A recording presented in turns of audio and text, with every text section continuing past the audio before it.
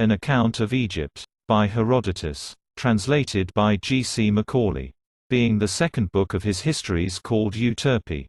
When Cyrus had brought his life to an end, Cambyses received the royal power in succession. Being the son of Cyrus and of Cassandane the daughter of Pharnaspes, for whose death, which came about before his own, Cyrus had made great mourning himself and also had proclaimed to all those over whom he bore rule that they should make mourning for her. Cambyses, I say, being the son of this woman and of Cyrus, regarded the Ionians and Aeolians as slaves inherited from his father. And he proceeded to march an army against Egypt, taking with him as helpers not only other nations of which he was ruler, but also those of the Hellenes over whom he had power besides. Now the Egyptians, before the time when Psammetichos became king over them, were wont to suppose that they had come into being first of all men. But since the time when Psammetichos having become king desired to know what men had come into being first, they supposed that the Phrygians came into being before themselves, but they themselves before all other men. Now Psammetichos, when he was not able by inquiry to find out any means of knowing who had come into being first of all men, contrived a device of the following kind.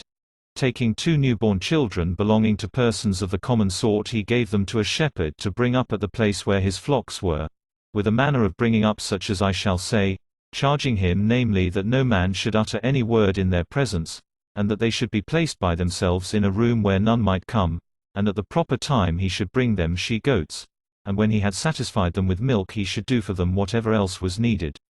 These things Psammetichos did and gave him this charge, wishing to hear what word the children would let break forth first after they had ceased from wailings without sense. And accordingly it came to pass. For after a space of 2 years had gone by, during which the shepherd went on acting so, at length, when he opened the door and entered, both children fell before him in entreaty and uttered the word Bekos, stretching forth their hands. At first when he heard this the shepherd kept silence. But since this word was often repeated, as he visited them constantly and attended to them, at last he declared the matter to his master, and at his command he brought the children before his face. Then Psammetichos, having himself also heard it, began to inquire what nation of men named anything Bekos, and inquiring he found that the Phrygians had this name for bread. In this manner and guided by an indication such as this, the Egyptians were brought to allow that the Phrygians were a more ancient people than themselves. That so it came to pass I heard from the priests of that Hephaestus who dwells at Memphis. But the Hellenes relate, besides many other idle tales, that Psammetichos cut out the tongues of certain women and then caused the children to live with these women. With regard then to the rearing of the children they related so much as I have said. And I heard also other things at Memphis when I had speech with the priests of Hephaestus. Moreover I visited both Thebes and Heliopolis for this very cause, namely because I wished to know whether the priests at these places would agree in their accounts with those at Memphis. For the men of Heliopolis are said to be the most learned in records of the Egyptians. Those of their narrations which I heard with regard to the gods I am not earnest to relate in full, but I shall name them only because I consider that all men are equally ignorant of these matters, and whatever things of them I may record I shall record only because I am compelled by the course of the story. But as to those matters which concern men, the priests agreed with one another in saying that the Egyptians were the first of all men on earth to find out the course of the year, having divided the seasons into 12 parts to make up the whole. And this they said they found out from the stars.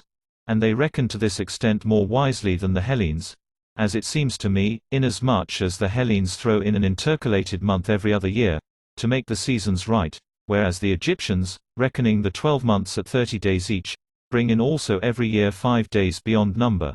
And thus the circle of their season is completed and comes round to the same point whence it set out. They said moreover that the Egyptians were the first who brought into use appellations for the 12 gods and the Hellenes took up the use from them, and that they were the first who assigned altars and images and temples to the gods, and who engraved figures on stones. And with regard to the greater number of these things they showed me by actual facts that they had happened so. They said also that the first man who became king of Egypt was Min, and that in his time all Egypt except the district of Thebes was a swamp, and none of the regions were then above water which now lie below the lake of Moiris, to which lake it is a voyage of 7 days up the river from the sea. And I thought that they said well about the land. For it is manifest in truth even to a person who has not heard it beforehand but has only seen, at least if he have understanding, that the Egypt to which the Hellenes come in ships is a land which has been won by the Egyptians as an addition, and that it is a gift of the river. Moreover, the regions which lie above this lake also for a distance of 3 days' sail, about which they did not go on to say anything of this kind, are nevertheless another instance of the same thing. For the nature of the land of Egypt is as follows. First, when you are still approaching it in a ship and are distant a day's run from the land, if you let down a sounding line you will bring up mud and you will find yourself in 11 fathoms. This then so far shows that there is a silting forward of the land. Then secondly, as to Egypt itself, the extent of it along the sea is 60 shoans. According to our definition of Egypt as extending from the Gulf of Plinthine to the Serbonian Lake, along which stretches Mount Cassian. From this lake then the 60 shoans are reckoned. For those of men who are poor in land have their country measured by fathoms, those who are less poor by furlongs, those who have much land by parasangs, and those who have land in very great abundance by shoans. Now the parasang is equal to 30 furlongs, and each shon, which is an Egyptian measure, is equal to 60 furlongs. So there would be an extent of 3,600 furlongs for the coastland of Egypt. From thence and as far as Heliopolis inland Egypt is broad, and the land is all flat and without springs of water and formed of mud. And the road as one goes inland from the sea to Heliopolis is about the same in length as that which leads from the altar of the 12 gods at Athens to Pisa and the temple of Olympian Zeus. Reckoning up you would find the difference very small by which these roads fail of being equal in length, not more indeed than 15 furlongs.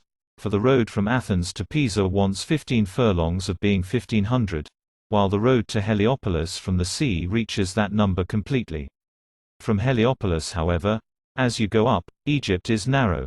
For on the one side a mountain range belonging to Arabia stretches along by the side of it, going in a direction from the north towards the midday and the south wind, tending upwards without a break to that which is called the Erythraean Sea, in which range are the stone quarries which were used in cutting stone for the pyramids at Memphis.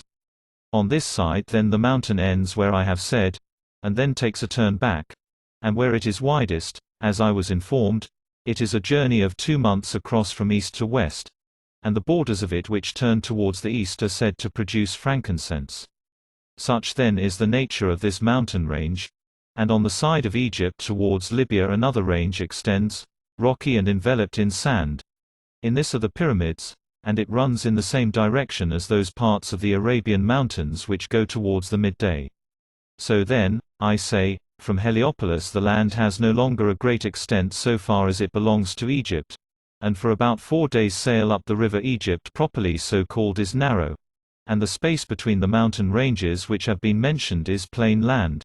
But where it is narrowest it did not seem to me to exceed 200 furlongs from the Arabian mountains to those which are called the Libyan.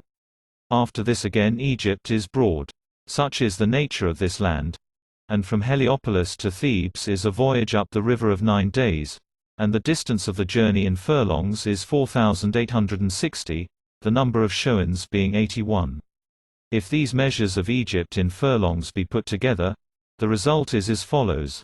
I have already before this shown that the distance along the sea amounts to 3,600 furlongs, and I will now declare what the distance is inland from the sea to Thebes, namely 6,120 furlongs. And again the distance from Thebes to the city called Elephantine is 1,800 furlongs. Of this land then, concerning which I have spoken, it seemed to myself also, according as the priests said, that the greater part had been won as an addition by the Egyptians. For it was evident to me that the space between the aforesaid mountain ranges, which lie above the city of Memphis, once was a gulf of the sea, like the regions about Ilion and Teuthrania and Ephesus and the plain of the Maeander, if it be permitted to compare small things with great, and small these are in comparison, for of the rivers which heaped up the soil in those regions none is worthy to be compared in volume with a single one of the mouths of the Nile, which has 5 mouths. Moreover there are other rivers also, not in size at all equal to the Nile, which have performed great feats, of which I can mention the names of several, and especially the Achelous, which flowing through Acarnania and so issuing out into the sea has already made half of the Eschinades from islands into mainland. Now there is in the land of Arabia, not far from Egypt, a gulf of the sea running in from that which is called the Erythraean Sea, very long and narrow, as I am about to tell. With respect to the length of the voyage along it, one who set out from the innermost point to sail out through it into the open sea, would spend 40 days upon the voyage, using oars. And with respect to breadth, where the gulf is broadest it is half a day's sail across, and there is in it an ebb and flow of tide every day. Just such another gulf I suppose that Egypt was, and that the one ran in towards Ethiopia from the northern sea, and the other, the Arabian, of which I am about to speak, tended from the south towards Syria, the gulfs boring in so as almost to meet at their extreme points, and passing by one another with but a small space left between. If then the stream of the Nile should turn aside into this Arabian Gulf, what would hinder that gulf from being filled up with silt as the river continued to flow, at all events within a period of 20,000 years? Indeed, for my part, one am of the opinion that it would be filled up even within 10,000 years. How, then, in all the time that has elapsed before I came into being, should not a gulf be filled up even of much greater size than this by a river so great and so active?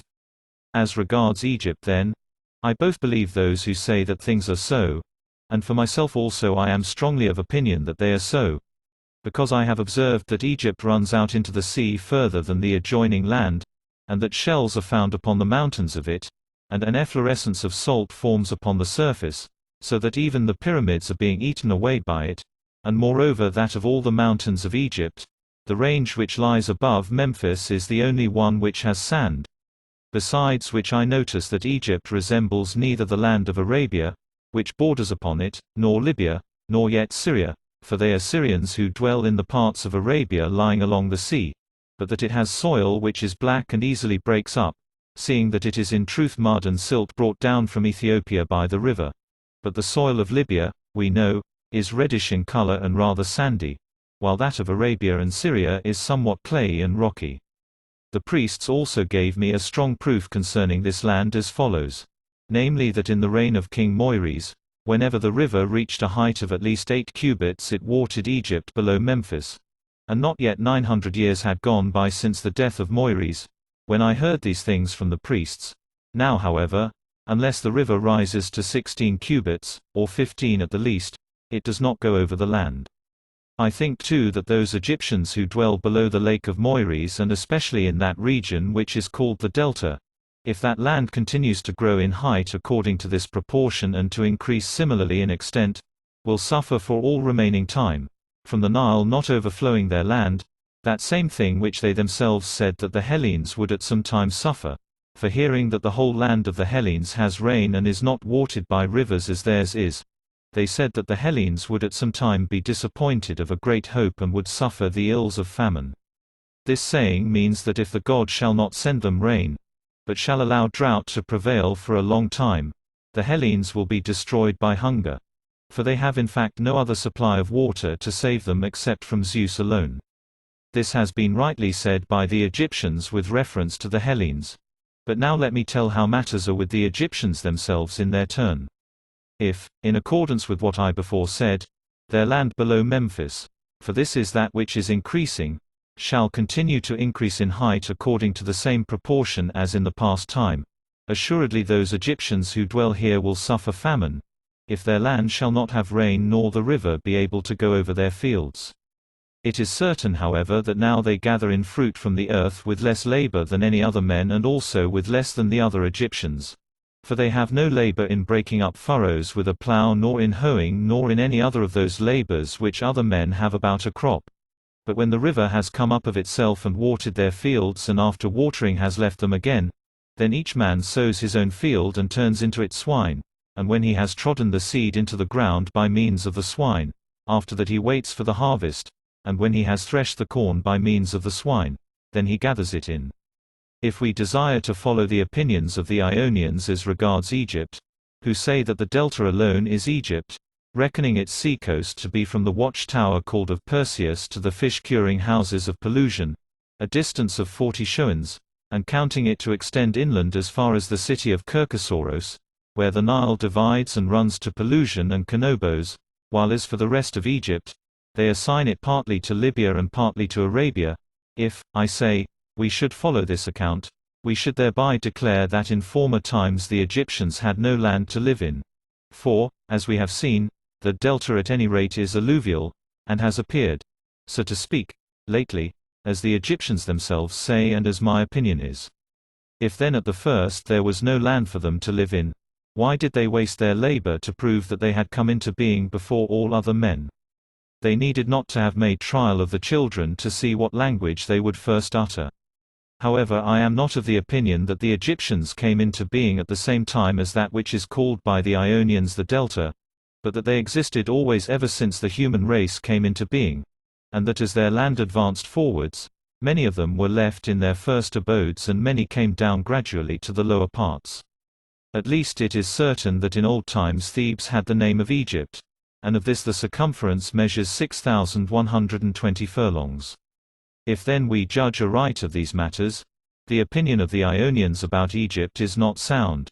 But if the judgment of the Ionians is right, I declare that neither the Hellenes nor the Ionians themselves know how to reckon, since they say that the whole earth is made up of 3 divisions, Europe, Asia, and Libya. For they ought to count in addition to these the delta of Egypt, since it belongs neither to Asia nor to Libya. For at least it cannot be the river Nile by this reckoning which divides Asia from Libya, but the Nile is cleft at the point of this delta so as to flow round it, and the result is that this land would come between Asia and Libya. We dismiss then our opinion of the Ionians, and express a judgment of our own on this matter also, that Egypt is all that land which is inhabited by Egyptians, just as Cilicia is that which is inhabited by Cilicians and Assyria that which is inhabited by Assyrians, and we know of no boundary properly speaking between Asia and Libya except the borders of Egypt.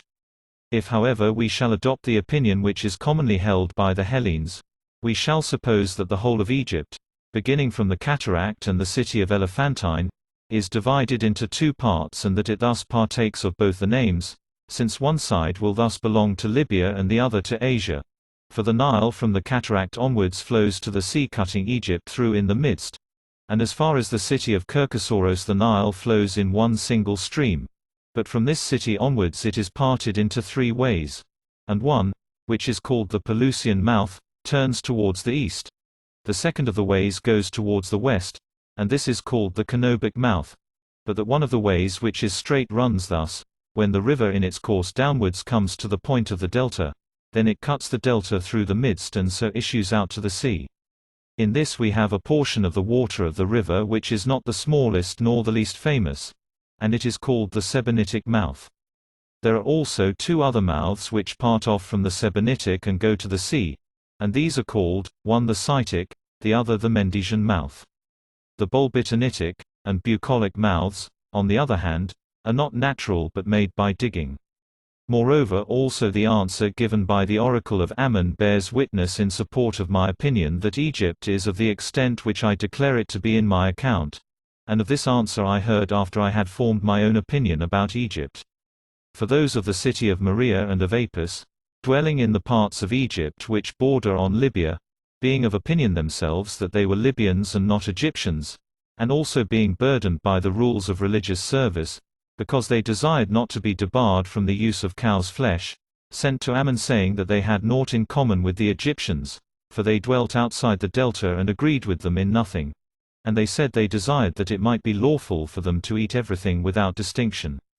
The god however did not permit him to do so, but said that that land was Egypt where the Nile came over and watered, and that those were Egyptians who dwelling below the city of Elephantine drank of that river.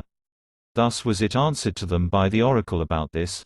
And the Nile, when it is in flood, goes over not only the delta but also of the land which is called Libyan and of that which is called Arabian, sometimes as much as 2 days' journey on each side, and at times even more than this or at times less. As regards the nature of the river, neither from the priests nor yet from any other man was I able to obtain any knowledge, and I was desirous especially to learn from him about these matters, namely why the Nile comes down increasing in volume from the summer solstice onwards for 100 days, and then, when it has reached the number of these days, turns and goes back, failing in its stream, so that through the whole winter season it continues to be low, and until the summer solstice returns. Of none of these things was I able to receive any account from the Egyptians, when I inquired of them what power the Nile has whereby it is of a nature opposite to that of all other rivers. And I made inquiry, desiring to know both this which I say and also why, unlike all other rivers, it does not give rise to any breezes blowing from it. However, some of the Hellenes who desired to gain distinction for cleverness have given an account of this water in 3 different ways. 2 of these I do not think it worth while even to speak of except only to indicate their nature. Of which the one says that the Etesian winds are the cause that makes the river rise, by preventing the Nile from flowing out into the sea. But often the Etesian winds fail and yet the Nile does the same work as it is wont to do. And moreover, if these were the cause, all the other rivers also which flow in a direction opposed to the Etesian winds ought to have been affected in the same way as the Nile, and even more, inasmuch as they are smaller and present to them a feebler flow of streams. But there are many of these rivers in Syria and many also in Libya, and they are affected in no such manner as the Nile. The second way shows more ignorance than that which has been mentioned, and it is more marvelous to tell. For it says that the river produces these effects because it flows from the ocean, and that the ocean flows round the whole earth. The third of the ways is much the most specious, but nevertheless it is the most mistaken of all. For indeed this way has no more truth in it than the rest, alleging as it does that the Nile flows from melting snow, whereas it flows out of Libya through the midst of the Ethiopians, and so comes out into Egypt. How then should it flow from snow, when it flows from the hottest parts to those which are cooler? And indeed most of the facts are such as to convince a man, one at least who is capable of reasoning about such matters, that it is not at all likely that it flows from snow. The first and greatest evidence is afforded by the winds, which blow hot from these regions. The second is that the land is rainless always and without frost, whereas after snow has fallen rain must necessarily come within 5 days, so that if it snowed in those parts rain would fall there. The third evidence is afforded by the people dwelling there, who are of a black color by reason of the burning heat. Moreover, kites and swallows remain there through the year and do not leave the land, and cranes flying from the cold weather which comes on in the region of Scythia come regularly to these parts for wintering. If then it snowed ever so little in that land through which the Nile flows and in which it has its rise, none of these things would take place, as necessity compels us to admit. As for him who talked about the ocean, he carried his tale into the region of the unknown, and so he need not be refuted, since I for my part know of no river ocean existing, but I think that Homer or one of the poets who were before him invented the name and introduced it into his verse. If however after I have found fault with the opinions proposed, I am bound to declare an opinion of my own about the matters which are in doubt, I will tell what to my mind is the reason why the Nile increases in the summer. In the winter season the sun, being driven away from his former path through the heaven by the stormy winds, comes to the upper parts of Libya. If one would set forth the matter in the shortest way, all has now been said. For whatever region this god approaches most and stands directly above, this it may reasonably be supposed is most in want of water, and its native streams of rivers are dried up most. However, to set it forth at greater length, thus it is, the sun passing in his course by the upper parts of Libya, does thus, that is to say, since at all times the air in those parts is clear and the country is warm, because there are no cold winds, in passing through it the sun does just as he was wont to do in the summer, when going through the midst of the heaven, that is he draws to himself the water, and having drawn it he drives it away to the upper parts of the country, and the winds take it up and scattering it abroad melt it into rain. So it is natural that the winds which blow from this region, namely the south and southwest winds, should be much the most rainy of all the winds. I think however that the sun does not send away from himself all the water of the Nile of each year, but that also he lets some remain behind with himself. Then when the winter becomes milder, the sun returns back again to the midst of the heaven, and from that time onwards he draws equally from all rivers. But in the meantime they flow in large volume, since water of rain mingles with them in great quantity, because their country receives rain then and is filled with torrent streams. In summer however they are weak, since not only the showers of rain fail them, but also they are drawn by the sun. The Nile however, alone of all rivers, not having rain and being drawn by the sun, naturally flows during this time of winter in much less than its proper volume, that is much less than in summer, for then it is drawn equally with all the other waters, but in winter it bears the burden alone. Thus I suppose the sun to be the cause of these things. He also is the cause in my opinion that the air in these parts is dry, since he makes it so by scorching up his path through the heaven. Thus summer prevails always in the upper parts of Libya. If however the station of the seasons had been changed, and where now in the heaven are placed the north wind and winter, there was the station of the south wind and of the midday, and where now is placed the south wind, there was the north, if this had been so, the sun being driven from the midst of the heaven by the winter and the north wind would go to the upper parts of Europe, just as now he comes to the upper parts of Libya, and passing in his course throughout the whole of Europe I suppose he would do to the Ister that which he now works upon the Nile. As to the breeze, why none blows from the river, my opinion is that from very hot places it is not natural that anything should blow, and that a breeze is wont to blow from something cold. Let these matters then be as they are and as they were at the first. But as to the sources of the Nile, not one either of the Egyptians or of the Libyans or of the Hellenes, who came to speech with me, professed to know anything, except the scribe of the sacred treasury of Athene at the city of Sais in Egypt. To me however this man seemed not to be speaking seriously when he said that he had certain knowledge of it. And he said as follows, namely that there were two mountains of which the tops ran up to a sharp point, situated between the city of Syene, which is in the district of Thebes, and Elephantine, and the names of the mountains were, of the one Crophi and of the other Mephi. From the middle between these mountains flowed, he said, the sources of the Nile, which were fathomless in depth, and half of the water flowed to Egypt and towards the north wind, the other half to Ethiopia and the south wind.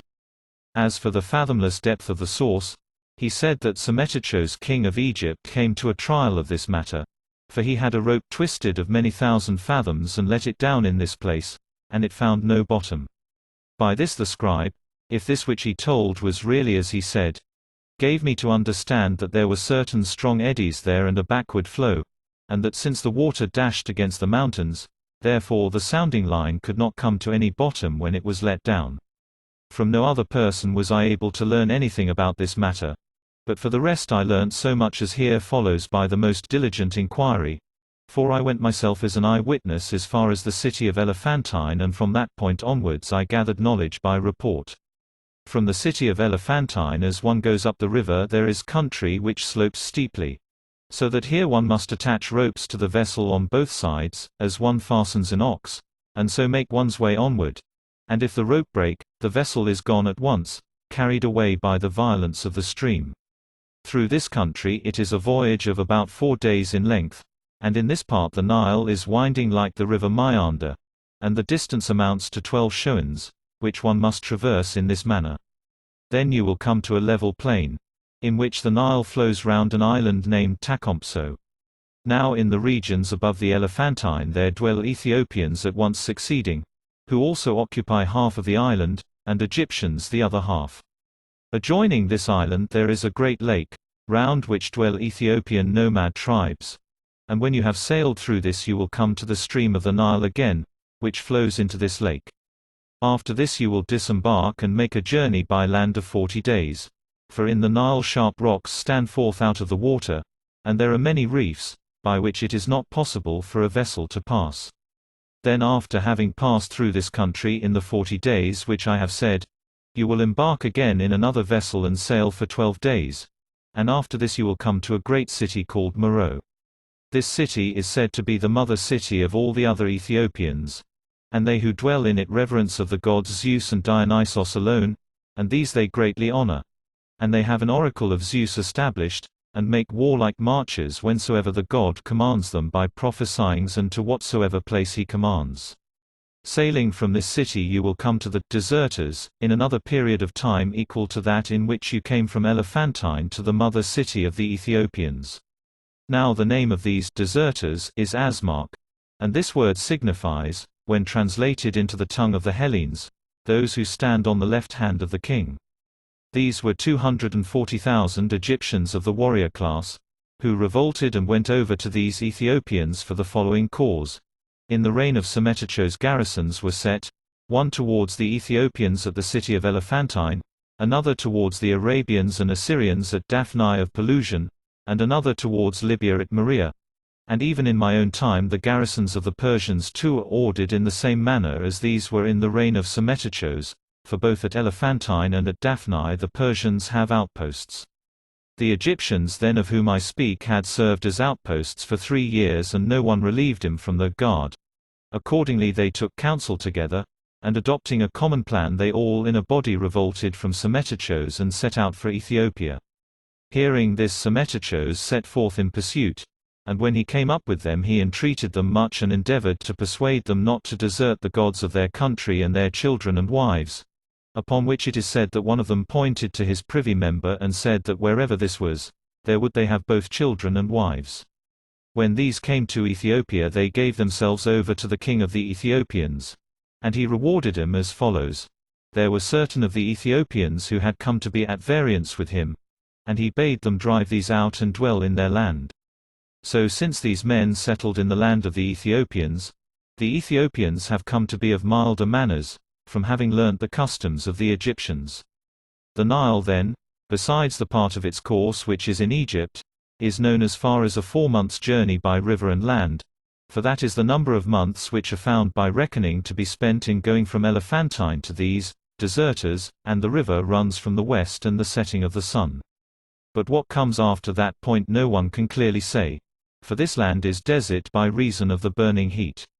This much however I heard from men of Cyrene, who told me that they had been to the oracle of Ammon, and had come to speech with Eteocles king of the Ammonians. And it happened that after speaking of other matters they fell to discourse about the Nile and how no one knew the sources of it. And Eteocles said that once there came to him men of the Nasamonians. This is a Libyan race which dwells in the Syrtes, and also in the land to the east of the Syrtes reaching to no great distance. And when the Nasamonians came and were asked by him whether they were able to tell him anything more than he knew about the desert parts of Libya, they said that there had been among them certain sons of chief men, who were of unruly disposition. And these when they grew up to be men had devised various other extravagant things, and also they had told off by lot 5 of themselves to go to see the desert parts of Libya and to try whether they could discover more than those who had previously explored furthest, for in those parts of Libya which are by the northern sea, beginning from Egypt and going as far as the headland of Solous, which is the extreme point of Libya, Libyans, and of them many races, extend along the whole coast, except so much as the Hellenes and Phoenicians hold. But in the upper parts, which lie above the sea coast and above those people whose land comes down to the sea, Libya is full of wild beasts. And in the parts above the land of wild beasts it is full of sand, terribly waterless and utterly desert. These young men then, said they, being sent out by their companions well furnished with supplies of water and provisions, went first through the inhabited country, and after they had passed through this they came to the country of wild beasts, and after this they passed through the desert, making their journey towards the west wind. And having passed through a great tract of sand in many days, they saw at last trees growing in a level place. And having come up to them, they were beginning to pluck the fruit which was upon the trees. But as they began to pluck it, there came upon them small men, of less stature than men of the common size, and these seized him and carried him away. And neither could the Nasamonians understand anything of their speech, nor could those who were carrying him off understand anything of the speech of the Nasamonians. And they led them, so it was said, through very great swamps. And after passing through these they came to a city in which all the men were in size like those who carried him off and in color of skin black. And by the city ran a great river, which ran from the west towards the sunrising, and in it were seen crocodiles. Of the account given by Eteocles the Ammonian let so much suffice as is here said. Except that, as the men of Cyrene told me, he alleged that the Nasamonians returned safe home, and that the people to whom they had come were all wizards. Now this river which ran by the city, Eteocles conjectured to be the Nile, and moreover reason compels us to think so. For the Nile flows from Libya and cuts Libya through in the midst, and as I conjecture, judging of what is not known by that which is evident to the view, it starts at a distance from its mouth equal to that of the Ister. For the river Ister begins from the Keltoi and the city of Pyrene and so runs that it divides Europe in the midst. Now the Keltoi are outside the pillars of Heracles and border upon the Kynesians, who dwell furthest towards the sunset of all those who have their dwelling in Europe, and the Ister ends, having its course through the whole of Europe, by flowing into the Euxine Sea at the place where the Milesians have their settlement of Istria. Now the Ister, since it flows through land which is inhabited, is known by the reports of many. But of the sources of the Nile no one can give an account, for the part of Libya through which it flows is uninhabited and desert. About its course however so much as it was possible to learn by the most diligent inquiry has been told, and it runs out into Egypt. Now Egypt lies nearly opposite to the mountain districts of Cilicia, and from thence to Sinope, which lies upon the Euxine Sea, is a journey in the same straight line of 5 days for a man without encumbrance, and Sinope lies opposite to the place where the Ister runs out into the sea. Thus I think that the Nile passes through the whole of Libya and is of equal measure with the Ister. Of the Nile then let so much suffice as has been said. Of Egypt however I shall make my report at length, because it has wonders more in number than any other land, and works too it has to show as much as any land, which are beyond expression great. For this reason then more shall be said concerning it. The Egyptians in agreement with their climate, which is unlike any other, and with the river, which shows a nature different from all other rivers, established for themselves manners and customs in a way opposite to other men in almost all matters. For among them the women frequent the market and carry on trade, while the men remain at home and weave. And whereas others weave pushing the woof upwards, the Egyptians push it downwards. The men carry their burdens upon their heads and the women upon their shoulders. The women make water standing up and the men crouching down. They ease themselves in their houses and they eat without in the streets, alleging as reason for this that it is right to do secretly the things that are unseemly though necessary, but those which are not unseemly, in public. No woman is a minister either of male or female divinity, but men of all, both male and female.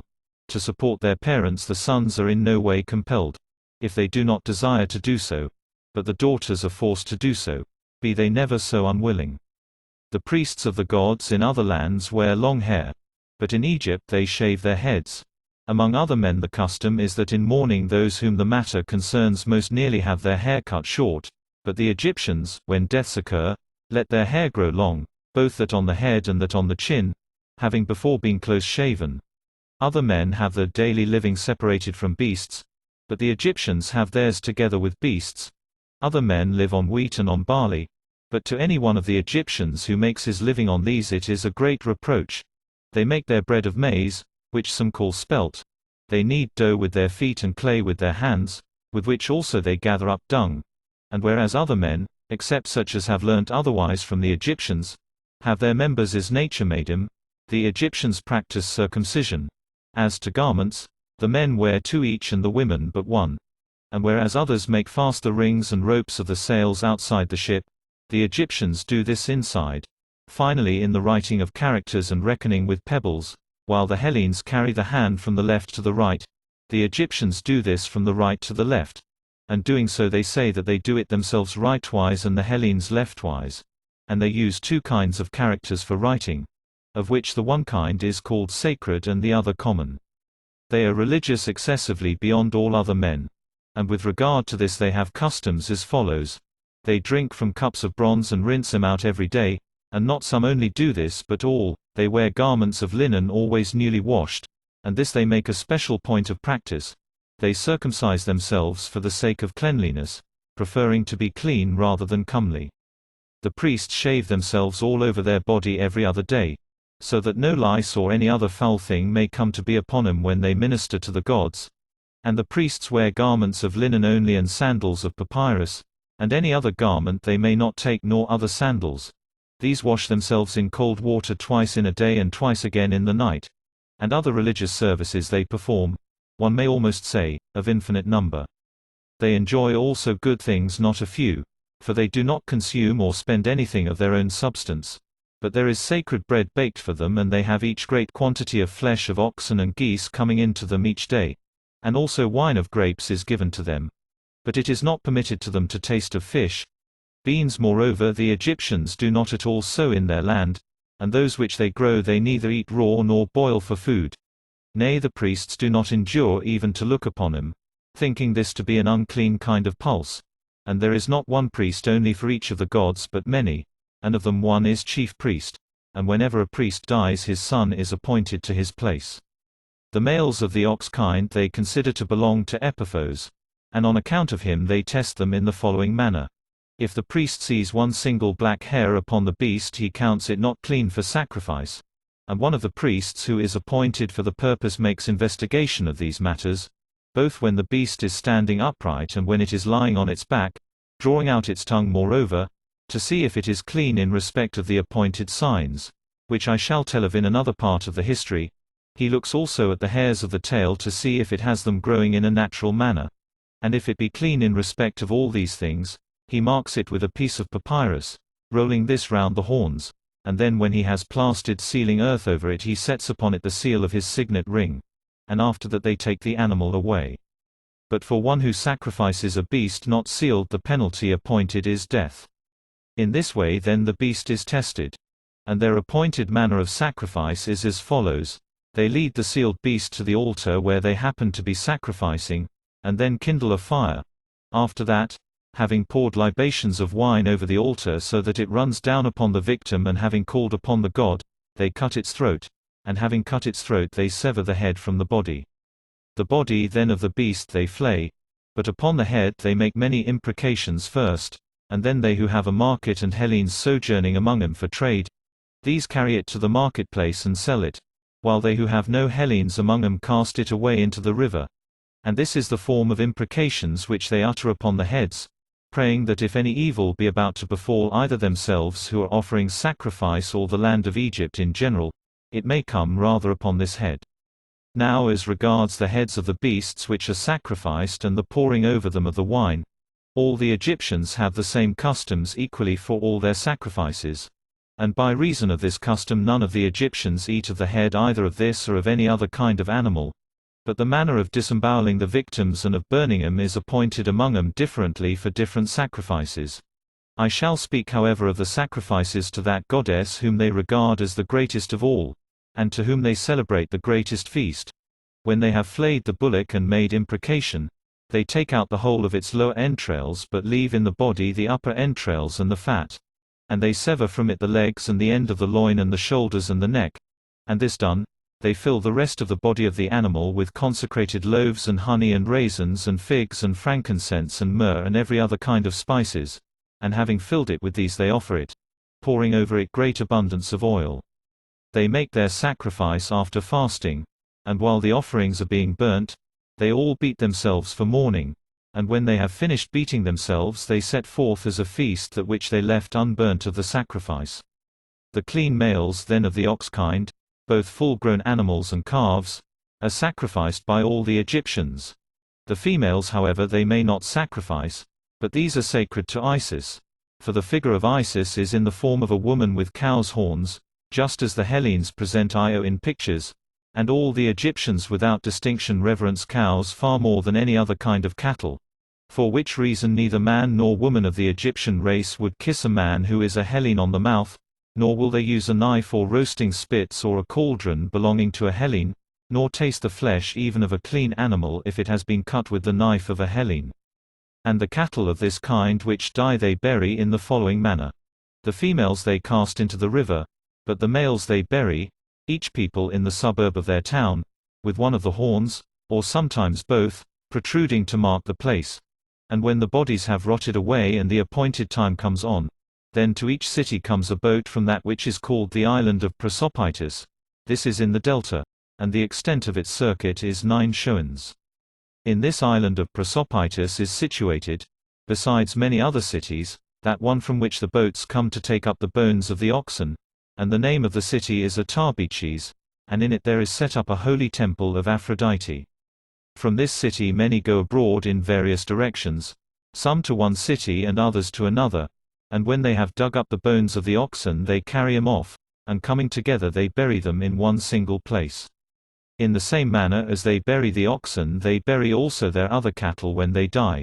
For about them also they have the same law laid down, and these also they abstain from killing. Now all who have a temple set up to the Theban Zeus or who are of the district of Thebes, these, I say, all sacrifice goats and abstain from sheep, For not all the Egyptians equally reverence the same gods, except only Isis and Osiris, who they say is Dionysos. These they all reverence alike. But they who have a temple of Mendes or belong to the Mendesian district, these abstain from goats and sacrifice sheep. Now the men of Thebes and those who after their example abstain from sheep, say that this custom was established among them for the cause which follows. Heracles, they say, had an earnest desire to see Zeus, and Zeus did not desire to be seen of him. And at last when Heracles was urgent in entreaty, Zeus contrived this device, that is to say, he flayed a ram and held in front of him the head of the ram which he had cut off, and he put on over him the fleece and then showed himself to him. Hence the Egyptians make the image of Zeus with the face of a ram. And the Ammonians do so also after their example, being settlers both from the Egyptians and from the Ethiopians, and using a language which is a medley of both tongues. And in my opinion it is from this god that the Egyptians call Zeus Ammon. The Thebans then do not sacrifice rams but hold them sacred for this reason. On one day however in the year, on the feast of Zeus, they cut up in the same manner and flay one single ram and cover with its skin the image of Zeus, and then they bring up to it another image of Heracles. This done, all who are in the temple beat themselves in lamentation for the ram, and then they bury it in a sacred tomb. About Heracles I heard the account given that he was of the number of the 12 gods. But of the other Heracles whom the Hellenes know I was not able to hear in any part of Egypt. And moreover to prove that the Egyptians did not take the name of Heracles from the Hellenes, but rather the Hellenes from the Egyptians, that is to say those of the Hellenes who gave the name Heracles to the son of Amphitryon, of that, I say, besides many other evidences there is chiefly this, namely that the parents of this Heracles, Amphitryon and Alcmene, were both of Egypt by descent, and also that the Egyptians say that they do not know the names either of Poseidon or of the Dioscurwa, nor have these been accepted by them as gods among the other gods. Whereas if they had received from the Hellenes the name of any divinity, they would naturally have preserved the memory of these most of all, assuming that in those times as now some of the Hellenes were wont to make voyages and were seafaring folk, as I suppose and as my judgment compels me to think, so that the Egyptians would have learnt the names of these gods even more than that of Heracles. In fact however Heracles is a very ancient Egyptian god. And, as they say themselves, it is 17,000 years to the beginning of the reign of Amasis from the time when the 12 gods, of whom they count that Heracles is one, were begotten of the 8 gods. I moreover, desiring to know something certain of these matters so far as might be, made a voyage also to Tyre of Phoenicia, hearing that in that place there was a holy temple of Heracles. And I saw that it was richly furnished with many votive offerings besides, and especially there were in it 2 pillars, the one of pure gold and the other of an emerald stone of such size as to shine by night. And having come to speech with the priests of the god, I asked them how long a time it was since their temple had been set up, and these also I found to be at variance with the Hellenes, for they said that at the same time when Tyre was founded, the temple of the god also had been set up, and that it was a period of 2,300 years since their people began to dwell at Tyre. I saw also at Tyre another temple of Heracles, with the surname Thasian, and I came to Thasos also and there I found a temple of Heracles set up by the Phoenicians, who had sailed out to seek for Euterpe and had colonized Thasos. And these things happened full 5 generations of men before Heracles the son of Amphitryon was born in Hellas. So then my inquiries show clearly that Heracles is an ancient god, and those of the Hellenes seem to me to act most rightly who have 2 temples of Heracles set up, and who sacrifice to the one as an immortal god and with the title Olympian, and make offerings of the dead to the other as a hero. Moreover, besides many other stories which the Hellenes tell without due consideration, this tale is especially foolish which they tell about Heracles, namely that when he came to Egypt, the Egyptians put on him wreaths and led him forth in procession to sacrifice him to Zeus, and he for some time kept quiet, but when they were beginning the sacrifice of him at the altar, he betook himself to prowess and slew them all. I for my part am of opinion that the Hellenes when they tell this tale are altogether without knowledge of the nature and customs of the Egyptians. For how should they for whom it is not lawful to sacrifice even beasts, except swine and the males of oxen and calves, such of them as are clean, and geese, how should these sacrifice human beings? Besides this, How is it in nature possible that Heracles, being one person only and moreover a man, as they assert, should slay many myriads? Having said so much of these matters, we pray that we may have grace from both the gods and the heroes for our speech. Now the reason why those of the Egyptians whom I have mentioned do not sacrifice goats, female or male, is this: the Mendesians count Pan to be one of the 8 gods. Now these 8 gods they say came into being before the 12 gods, and the painters and image makers represent in painting and in sculpture the figure of Pan, just as the Hellenes do, with goat's face and legs, not supposing him to be really like this but to resemble the other gods. The cause however why they represent him in this form I prefer not to say. The Mendesians then reverence all goats and the males more than the females, and the goatherds too have greater honor than other herdsmen, but of the goats one especially is reverenced, and when he dies there is great mourning in all the Mendesian district, and both the goat and Pan are called in the Egyptian tongue Mendes. Moreover in my lifetime there happened in that district this marvel, that is to say a he-goat had intercourse with a woman publicly, and this was so done that all men might have evidence of it. The pig is accounted by the Egyptians an abominable animal. And first, if any of them in passing by touch a pig, he goes into the river and dips himself forthwith in the water together with his garments. And then 2 swineherds, though they may be native Egyptians, unlike all others, do not enter any of the temples in Egypt, nor is anyone willing to give his daughter in marriage to one of them or to take a wife from among them. But the swineherds both give in marriage to one another and take from one another. Now to the other gods the Egyptians do not think it right to sacrifice swine. But to the moon and to Dionysos alone at the same time and on the same full moon they sacrifice swine, and then eat their flesh. And as to the reason why, when they abominate swine at all their other feasts, they sacrifice them at this, there is a story told by the Egyptians. And this story I know, but it is not a seemly one for me to tell. Now the sacrifice of the swine to the moon is performed as follows.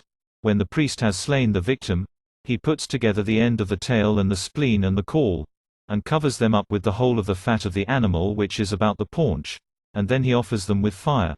And the rest of the flesh they eat on that day of full moon upon which they have held sacrifice, but on any day after this they will not taste of it.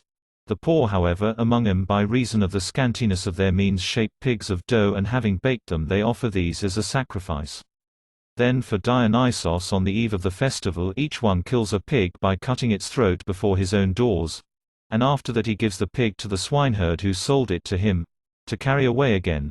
And the rest of the feast of Dionysos is celebrated by the Egyptians in the same way as by the Hellenes in almost all things except choral dances.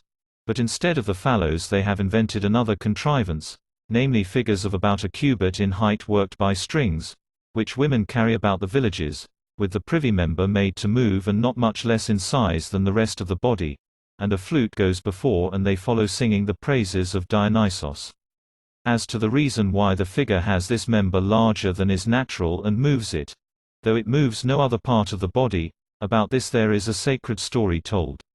Now I think that Melampus the son of Amathion was not without knowledge of these rites of sacrifice, but was acquainted with them, for Melampus is he who first set forth to the Hellenes the name of Dionysos and the manner of sacrifice and the procession of the phallos. Strictly speaking indeed, he when he made it known did not take in the whole, but those wise men who came after him made it known more at large.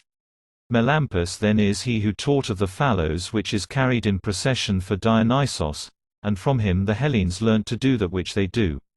I say then that Melampus being a man of ability contrived for himself an art of divination, and having learnt from Egypt he taught the Hellenes many things, and among them those that concern Dionysos, making changes in some few points of them. For I shall not say that that which is done in worship of the god in Egypt came accidentally to be the same with that which is done among the Hellenes, for then these rites would have been in character with the Hellenic worship and not lately brought in. Nor certainly shall I say that the Egyptians took from the Hellenes either this or any other customary observance, matters concerning Dionysos from Cadmos the Tyrian and from those who came with him from Phoenicia to the land which we now call Boeotia. Moreover the naming of almost all the gods has come to Hellas from Egypt. For that it has come from the barbarians I find by inquiry is true, and I am of opinion that most probably it has come from Egypt, Because, except in the case of Poseidon and the Dioscuroi, in accordance with that which I have said before, and also of Hera and Hestia and Themis and the chariots and Nereids, the Egyptians say themselves, but as for the gods whose names they profess that they do not know, these I think received their naming from the Pelasgians, except Poseidon. But about this god the Hellenes learnt from the Libyans, for no people except the Libyans have had the name of Poseidon from the first and have paid honor to this god always. Nor, it may be added, have the Egyptians any custom of worshipping heroes. These observances then, and others besides these which I shall mention, the Hellenes have adopted from the Egyptians. But to make, as they do the images of Hermes with the phallos they have learnt not from the Egyptians but from the Pelasgians, the custom having been received by the Athenians first of all the Hellenes and from these by the rest. For just at the time when the Athenians were beginning to rank among the Hellenes, the Pelasgians became dwellers with them in their land, and from this very cause it was that they began to be counted as Hellenes. Whosoever has been initiated in the mysteries of the Caberoi, which the Samothracians perform having received them from the Pelasgians, that man knows the meaning of my speech. For these very Pelasgians who became dwellers with the Athenians used to dwell before that time in Samothrace, and from them the Samothracians received their mysteries. So then the Athenians were the first of the Hellenes who made the images of Hermes with the phallos, having learnt from the Pelasgians, and the Pelasgians told a sacred story about it, which is set forth in the mysteries in Samothrace. Now the Pelasgians formerly were wont to make all their sacrifices calling upon the gods in prayer, as I know from that which I heard at Dodona, but they gave no title or name to any of them, for they had not yet heard any, but they called them gods from some such notion as this, that they had set in order all things and so had the distribution of everything. Afterwards, when much time had elapsed, they learnt from Egypt the names of the gods, all except Dionysos, for his name they learnt long afterwards. And after a time the Pelasgians consulted the oracle at Dodona about the names, for this prophetic seat is accounted to be the most ancient of the oracles which are among the Hellenes, and at that time it was the only one. So when the Pelasgians asked the oracle at Dodona whether they should adopt the names which had come from the barbarians, the oracle in reply bade them make use of the names. From this time they sacrificed using the names of the gods, and from the Pelasgians the Hellenes afterwards received them. But when the several gods had their birth, or whether they all were from the beginning, and of what form they are, they did not learn till yesterday, as it were, or the day before. For Hesiod and Homer I suppose were 400 years before my time and not more, and these are they who made a theogony for the Hellenes and gave the titles to the gods and distributed to them honors and arts, and set forth their forms. But the poets who are said to have been before these men were really in my opinion after them. Of these things the first are said by the priestesses of Dodona, and the latter things, those namely which have regard to Hesiod and Homer, by myself. As regards the oracles both that among the Hellenes and that in Libya, the Egyptians tell the following tale. The priests of the Theban Zeus told me that 2 women in the service of the temple had been carried away from Thebes by Phoenicians, and that they had heard that one of them had been sold to go into Libya and the other to the Hellenes. And these women, they said, were they who first founded the prophetic seats among the nations which have been named. And when I inquired whence they knew so perfectly of this tale which they told, they said in reply that a great search had been made by the priests after these women, and that they had not been able to find them, but they had heard afterwards this tale about them which they were telling. This I heard from the priests at Thebes, and what follows is said by the prophetesses of Dodona. They say that 2 black doves flew from Thebes in Egypt, and came one of them to Libya and the other to their land. And this latter settled upon an oak tree and spoke with human voice, saying that it was necessary that a prophetic seat of Zeus should be established in that place. And they supposed that that was of the gods which was announced to them, and made one accordingly. And the dove which went away to the Libyans, they say, bade the Libyans make an oracle of Ammon. And this also is of Zeus. The priestesses of Dodona told me these things, of whom the eldest was named Promenea, the next after her Tamarete, and the youngest Nicandra. And the other people of Dodona who were engaged about the temple gave accounts agreeing with theirs. I however have an opinion about the matter as follows. If the Phoenicians did in truth carry away the consecrated women and sold one of them into Libya and the other into Hellas, I suppose that in the country now called Hellas, which was formerly called Pelasgia, this woman was sold into the land of the Thesprotians, and then being a slave there she set up a sanctuary of Zeus under a real oak tree. As indeed it was natural that being an attendant of the sanctuary of Zeus at Thebes, she should there, in the place to which she had come, have a memory of him. And after this, when she got understanding of the Hellenic tongue, she established an oracle, and she reported, I suppose, that her sister had been sold in Libya by the same Phoenicians by whom she herself had been sold. Moreover, I think that the women were called doves by the people of Dodona for the reason that they were barbarians and because it seemed to them that they uttered voice like birds. But after a time, they say, the doves spoke with human voice, that is when the woman began to speak so that they could understand. But so long as she spoke a barbarian tongue she seemed to them to be uttering voice like a bird. For if it had been really a dove, how could it speak with human voice?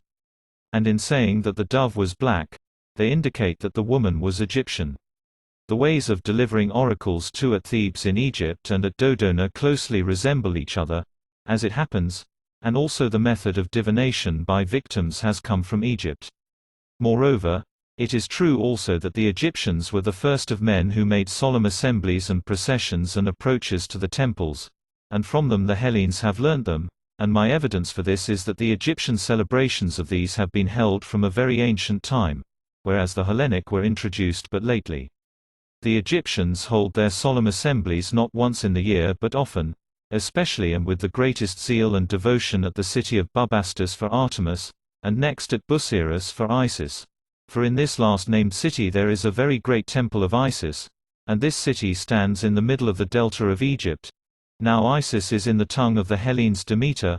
Thirdly, they have a solemn assembly at the city of Sais for Athene, fourthly at Heliopolis for the sun, Helios, fifthly at the city of Buto in honor of Leto, and sixthly at the city of Papremus for Aries. Now, when they are coming to the city of Bubastis they do as follows. They sail men and women together, and a great multitude of each sex in every boat. And some of the women have rattles and rattle with them, while some of the men play the flute during the whole time of the voyage, and the rest, both women and men, sing and clap their hands. And when as they sail they come opposite to any city on the way they bring the boat to land, and some of the women continue to do as I have said, others cry aloud and jeer at the women in that city, some dance, and some stand up and pull up their garments.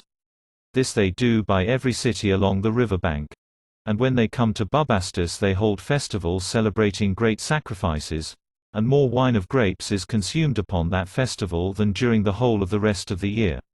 To this place, so say the natives, they come together year by year even to the number of 70 myriads of men and women, besides children.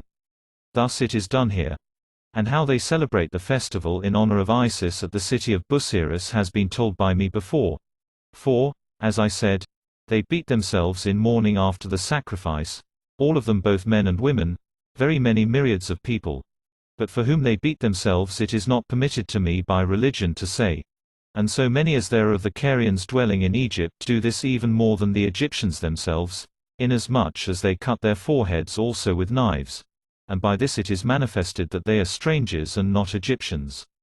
At the times when they gather together at the city of Sais for their sacrifices, on a certain night they all kindle lamps many in number in the open air round about the houses. Now the lamps are saucers full of salt and oil mixed, and the wick floats by itself on the surface, and this burns during the whole night. And to the festival is given the name Lichnikair, the lighting of lamps.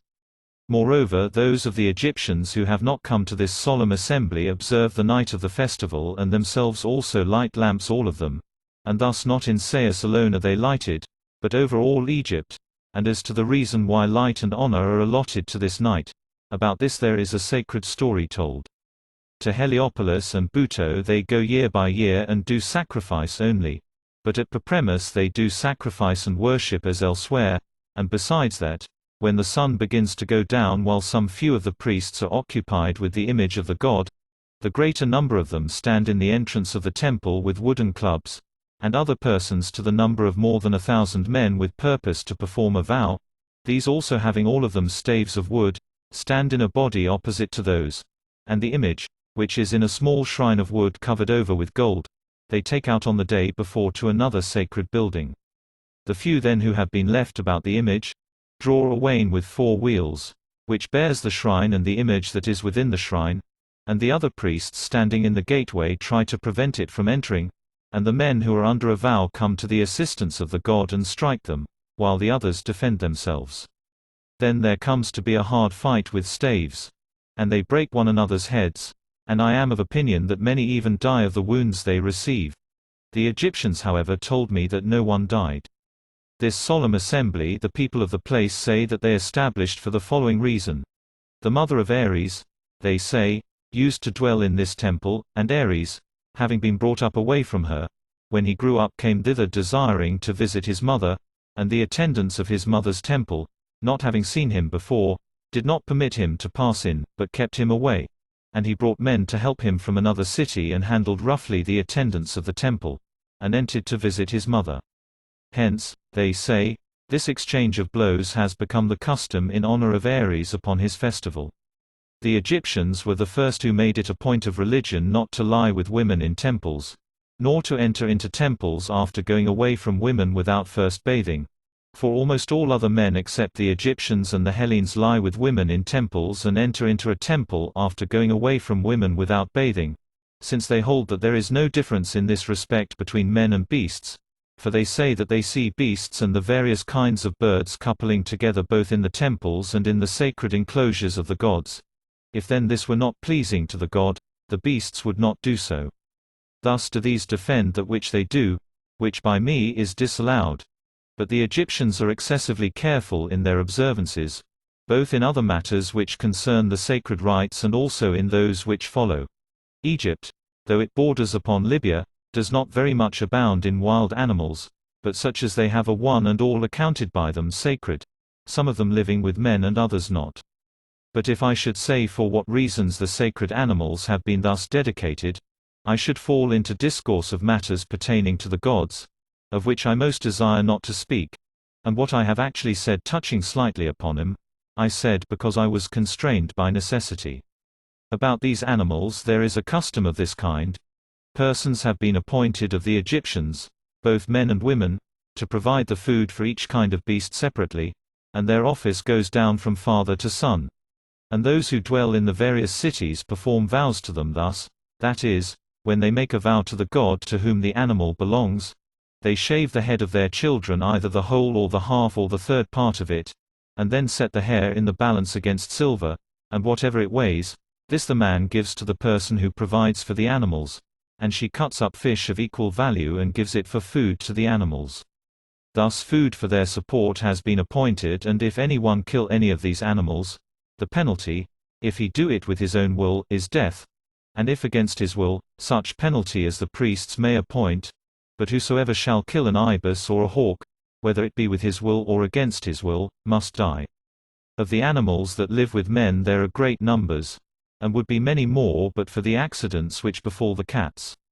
For when the females have produced young they are no longer in the habit of going to the males, and these seeking to be united with them are not able.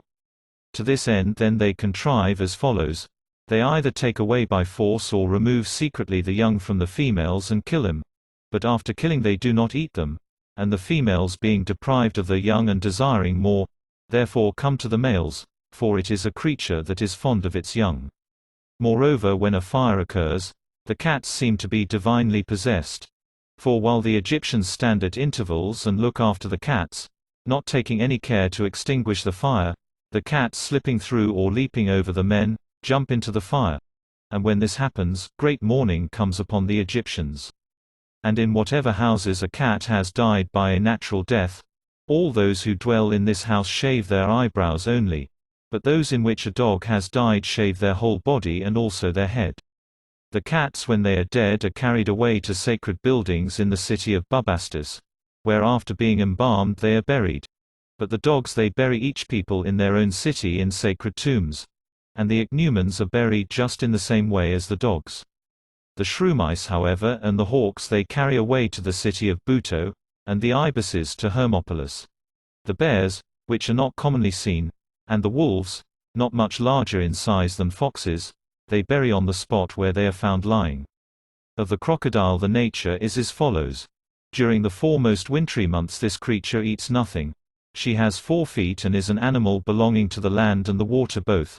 For she produces and hatches eggs on the land, and the most part of the day she remains upon dry land, but the whole of the night in the river, for the water in truth is warmer than the unclouded open air and the dew. Of all the mortal creatures of which we have knowledge this grows to the greatest bulk from the smallest beginning. For the eggs which she produces are not much larger than those of geese, and the newly hatched young one is in proportion to the egg. But as he grows he becomes as much as 17 cubits long and sometimes yet larger. He has eyes like those of a pig and teeth large and tusky, in proportion to the size of his body. But unlike all other beasts he grows no tongue, neither does he move his lower jaw, but brings the upper jaw towards the lower, being in this too unlike all other beasts. He has moreover strong claws and a scaly hide upon his back which cannot be pierced. And he is blind in the water, but in the air he is of a very keen sight. Since he has his living in the water he keeps his mouth all full within of leeches. And whereas all other birds and beasts fly from him, the Crocodile is a creature which is at peace with him, seeing that from her he receives benefit. For the crocodile having come out of the water to the land and then having opened his mouth, this he is wont to do generally towards the west wind. The Crocodile upon that enters into his mouth and swallows down the leeches, and he being benefited is pleased and does no harm to the Crocodile.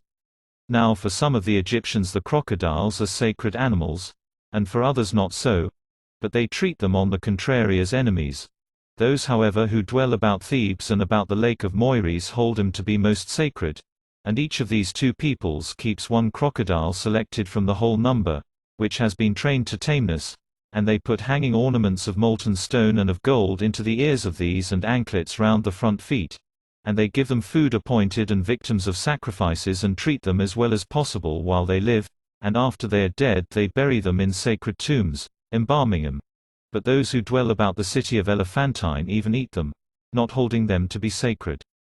They are called not crocodiles but champsi, and the Ionians gave them the name of crocodile, comparing their form to that of the crocodiles, lizards, which appear in their country in the stone walls. There are many ways in use of catching them and of various kinds. I shall describe that which to me seems the most worthy of being told. A man puts the back of a pig upon a hook as bait, and lets it go into the middle of the river, while he himself upon the bank of the river has a young live pig, which he beats. And the crocodile hearing its cries makes for the direction of the sound, and when he finds the pig's back he swallows it down. Then they pull, and when he is drawn out to land, first of all the hunter forthwith plasters up his eyes with mud, and having done so he very easily gets the mastery of him, but if he does not do so he has much trouble. The river horse is sacred in the district of Papremus, but for the other Egyptians he is not sacred. And this is the appearance which he presents: he is 4-footed, cloven-hoofed like an ox, flat-nosed, with a mane like a horse and showing teeth like tusks, with a tail and voice like a horse and in size as large as the largest ox. And his hide is so exceedingly thick that when it has been dried shafts of javelins are made of it. There are moreover otters in the river, which they consider to be sacred. And of fish also they esteem that which is called the lepidotos to be sacred, and also the eel. And these they say are sacred to the Nile, and of birds the foxgoose. There is also another sacred bird called the phoenix which I did not myself see except in painting, for in truth he comes to them very rarely, at intervals, as the people of Heliopolis say, of 500 years. And these say that he comes regularly when his father dies. And if he be like the painting he is of this size and nature, that is to say, some of his feathers are of gold color and others red, and in outline and size he is as nearly as possible like an eagle. This bird they say, but I cannot believe the story, contrives as follows: setting forth from Arabia he conveys his father, they say, to the temple of the sun, Helios, plastered up in myrrh, and buries him in the temple of the sun. And he conveys him thus: he forms first an egg of myrrh as large as he is able to carry, and then he makes trial of carrying it, and when he has made trial sufficiently, then he hollows out the egg and places his father within it and plasters over with other myrrh that part of the egg where he hollowed it out to put his father in, and when his father is laid in it, it proves, they say, to be of the same weight as it was. And after he has plastered it up, he conveys the whole to Egypt to the temple of the sun. Thus they say that this bird does. There are also about Thebes sacred serpents, not at all harmful to men, which are small in size and have 2 horns growing from the top of the head. These they bury when they die in the temple of Zeus, for to this god they say that they are sacred. There is a region moreover in Arabia, situated nearly over against the city of Buto, to which place I came to inquire about the winged serpents. And when I came thither I saw bones of serpents and spines in quantity so great that it is impossible to make report of the number. And there were heaps of spines, some heaps large and others less large and others smaller still than these, and these heaps were many in number. This region in which the spines are scattered upon the ground is of the nature of an entrance from a narrow mountain pass to a great plain, which plain adjoins the plain in Egypt. And the story goes that at the beginning of spring winged serpents from Arabia fly towards Egypt, and the birds called ibises meet them at the entrance to this country and do not suffer the serpents to go by but kill them. On account of this deed it is, say the Arabians, that the ibis has come to be greatly honored by the Egyptians, and the Egyptians also agree that it is for this reason that they honor these birds. The outward form of the ibis is this. It is a deep black all over, and has legs like those of a crane and a very curved beak, and in size it is about equal to a rail. This is the appearance of the black kind which fight with the serpents, but of those which most crowd round men's feet, for there are 2 several kinds of ibises. The head is bare and also the whole of the throat, and it is white in feathering except the head and neck and the extremities of the wings and the rump. In all these parts of which I have spoken it is a deep black, while in legs and in the form of the head it resembles the other. As for the serpent its form is like that of the water snake, and it has wings not feathered but most nearly resembling the wings of the bat. Let so much suffice as has been said now concerning sacred animals. Of the Egyptians themselves, those who dwell in the part of Egypt which is sown for crops practice memory more than any other men and are the most learned in history by far of all those of whom I have had experience. And their manner of life is as follows. For 3 successive days in each month they purge, hunting after health with emetics and clysters, and they think that all the diseases which exist are produced in men by the food on which they live, for the Egyptians are from other causes also the most healthy of all men next after the Libyans, in my opinion on account of the seasons, because the seasons do not change, for by the changes of things generally, and especially of the seasons, diseases are most apt to be produced in men. And as to their diet, it is as follows. They eat bread, making loaves of maize, which they call kilistis, and they use habitually a wine made out of barley, for vines they have not in their land. Of their fish some they dry in the sun and then eat them without cooking, others they eat cured in brine. Of birds they eat quails and ducks and small birds without cooking, after first curing them, and everything else which they have belonging to the class of birds or fishes, except such as have been set apart by them as sacred, they eat roasted or boiled. In the entertainments of the rich among them, when they have finished eating, a man bears round a wooden figure of a dead body in a coffin, made as like the reality as may be both by painting and carving, and measuring about a cubit or 2 cubits each way. And this he shows to each of those who are drinking together, saying, When thou lookest upon this, drink and be merry, for thou shalt be such as this when thou art dead. Thus they do at their carousals. The customs which they practice are derived from their fathers and they do not acquire others in addition. But besides other customary things among them which are worthy of mention, they have one song, that of Linos, the same who is sung of both in Phoenicia and in Cyprus and elsewhere, having however a name different according to the various nations. This song agrees exactly with that which the Hellenes sing calling on the name of Linos, so that besides many other things about which I wonder among those matters which concern Egypt, I wonder especially about this, namely whence they got the song of Linos. It is evident however that they have sung this song from immemorial time, and in the Egyptian tongue Linos is called Maneros. The Egyptians told me that he was the only son of him who first became king of Egypt, and that he died before his time and was honored with these lamentations by the Egyptians, and that this was their first and only song. In another respect the Egyptians are in agreement with some of the Hellenes, namely with the Lacedaemonians, but not with the rest, that is to say, the younger of them when they meet the elder give way and move out of the path, and when their elders approach, they rise out of their seat. In this which follows, however, they are not in agreement with any of the Hellenes. Instead of addressing one another in the roads, they do reverence, lowering their hand down to their knee.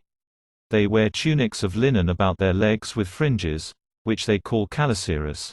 Above these they have garments of white wool thrown over. Woolen garments, however, are not taken into the temples, nor are they buried with them, for this is not permitted by religion. In these points they are in agreement with the observances called Orphic and Bacchic, which are really Egyptian, and also with those of the Pythagoreans, for one who takes part in these mysteries is also forbidden by religious rule to be buried in woolen garments, and about this there is a sacred story told. Besides these things, the Egyptians have found out also to what god each month and each day belongs, and what fortunes a man will meet with who is born on any particular day, and how he will die, and what kind of a man he will be. And these inventions were taken up by those of the Hellenes who occupied themselves about poesy. Portents too have been found out by them more than by all other men besides. For when a portent has happened, they observe and write down the event which comes of it, and if ever afterwards anything resembling this happens, they believe that the event which comes of it will be similar. The divination is ordered thus. The art is assigned not to any man but to certain of the gods, for there are in their land oracles of Heracles, of Apollo, of Athene, of Artemis, or Aries, and of Zeus, and moreover that which they hold most in honor of all, namely the oracle of Leto which is in the city of Buto. The manner of divination, however, is not established among them according to the same fashion everywhere, but is different in different places. The art of medicine among them is distributed thus. Each physician is a physician of one disease and of no more. And the whole country is full of physicians, for some profess themselves to be physicians of the eyes, others of the head, others of the teeth, others of the affections of the stomach, and others of the more obscure ailments. Their fashions of mourning and of burial are these. Whenever any household has lost a man who is of any regard amongst them, the whole number of women of that house forthwith plaster over their heads or even their faces with mud. Then leaving the corpse within the house, they go themselves to and fro about the city and beat themselves, with their garments bound up by a girdle and their breasts exposed, and with them go all the women who are related to the dead man, and on the other side the men beat themselves, they too having their garments bound up by a girdle, and when they have done this, they then convey the body to the embalming. In this occupation certain persons employ themselves regularly and inherit this as a craft. These, whenever a corpse is conveyed to them, show to those who brought it wooden models of corpses made like reality by painting, and the best of the ways of embalming, they say, is that of him whose name I think it impiety to mention when speaking of a matter of such a kind. The second which they show is less good than this and also less expensive, and the third is the least expensive of all. Having told them about this, they inquire of them in which way they desire the corpse of their friend to be prepared. Then they, after they have agreed for a certain price, depart out of the way, and the others being left behind in the buildings embalm according to the best of these ways thus. First with the crooked iron tool they draw out the brain through the nostrils, extracting it partly thus and partly by pouring in drugs, and after this with a sharp stone of Ethiopia they make a cut along the side and take out the whole contents of the belly, and when they have cleared out the cavity and cleansed it with palm wine they cleanse it again with spices pounded up. Then they fill the belly with pure myrrh pounded up and with cassia and other spices except frankincense, and sew it together again. Having so done they keep it for embalming covered up in natron for 70 days, but for a longer time than this it is not permitted to embalm it. And when the 70 days are past, they wash the corpse and roll its whole body up in fine linen cut into bands, smearing these beneath with gum, which the Egyptians use generally instead of glue. Then the kinsfolk receive it from them and have a wooden figure made in the shape of a man, and when they have had this made they enclose the corpse, and having shut it up within, they store it then in a sepulchral chamber, setting it to stand upright against the wall. Thus they deal with the corpses which are prepared in the most costly way. But for those who desire the middle way and wish to avoid great cost they prepare the corpse as follows. Having filled their syringes with the oil which is got from cedar wood, with this they forthwith fill the belly of the corpse, and this they do without having either cut it open or taken out the bowels, but they inject the oil by the breach, and having stopped the drench from returning back they keep it then the appointed number of days for embalming, And on the last of the days they let the cedar oil come out from the belly, which they before put in. And it has such power that it brings out with it the bowels and interior organs of the body dissolved. And the natron dissolves the flesh, so that there is left of the corpse only the skin and the bones. When they have done this, they give back the corpse at once in that condition without working upon it any more. The third kind of embalming, by which are prepared the bodies of those who have less means, is as follows. They cleanse out the belly with a purge and then keep the body for embalming during the 70 days, and at once after that they give it back to the bringers to carry away.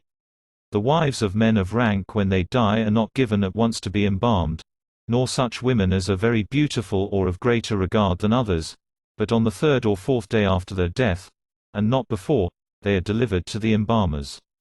They do so about this matter in order that the embalmers may not abuse their women. For they say that one of them was taken once doing so to the corpse of a woman lately dead, and his fellow craftsmen gave information.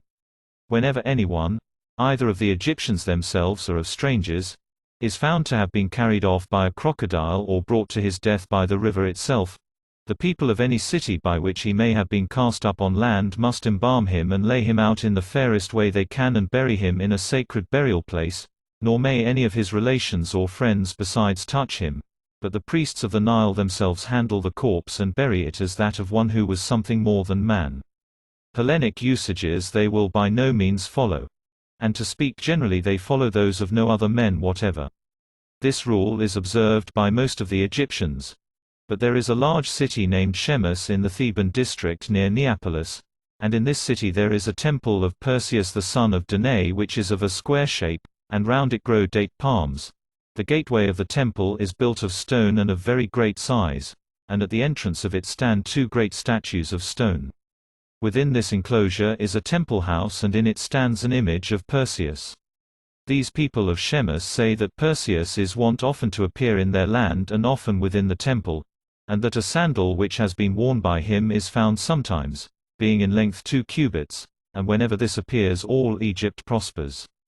This they say, and they do in honor of Perseus after Hellenic fashion thus, they hold an athletic contest, which includes the whole list of games, and they offer in prizes cattle and cloaks and skins, and when I inquired why to them alone Perseus was wont to appear, and wherefore they were separated from all the other Egyptians in that they held an athletic contest, they said that Perseus had been born of their city, for Danaus and Lyncus were men of Shemus and had sailed to Hellas, and from them they traced a descent and came down to Perseus, and they told me that he had come to Egypt for the reason which the Hellenes also say, namely to bring from Libya the Gorgon's head, and had then visited him also and recognized all his kinsfolk, and they said that he had well learnt the name of Shemus before he came to Egypt, since he had heard it from his mother, and that they celebrated an athletic contest for him by his own command.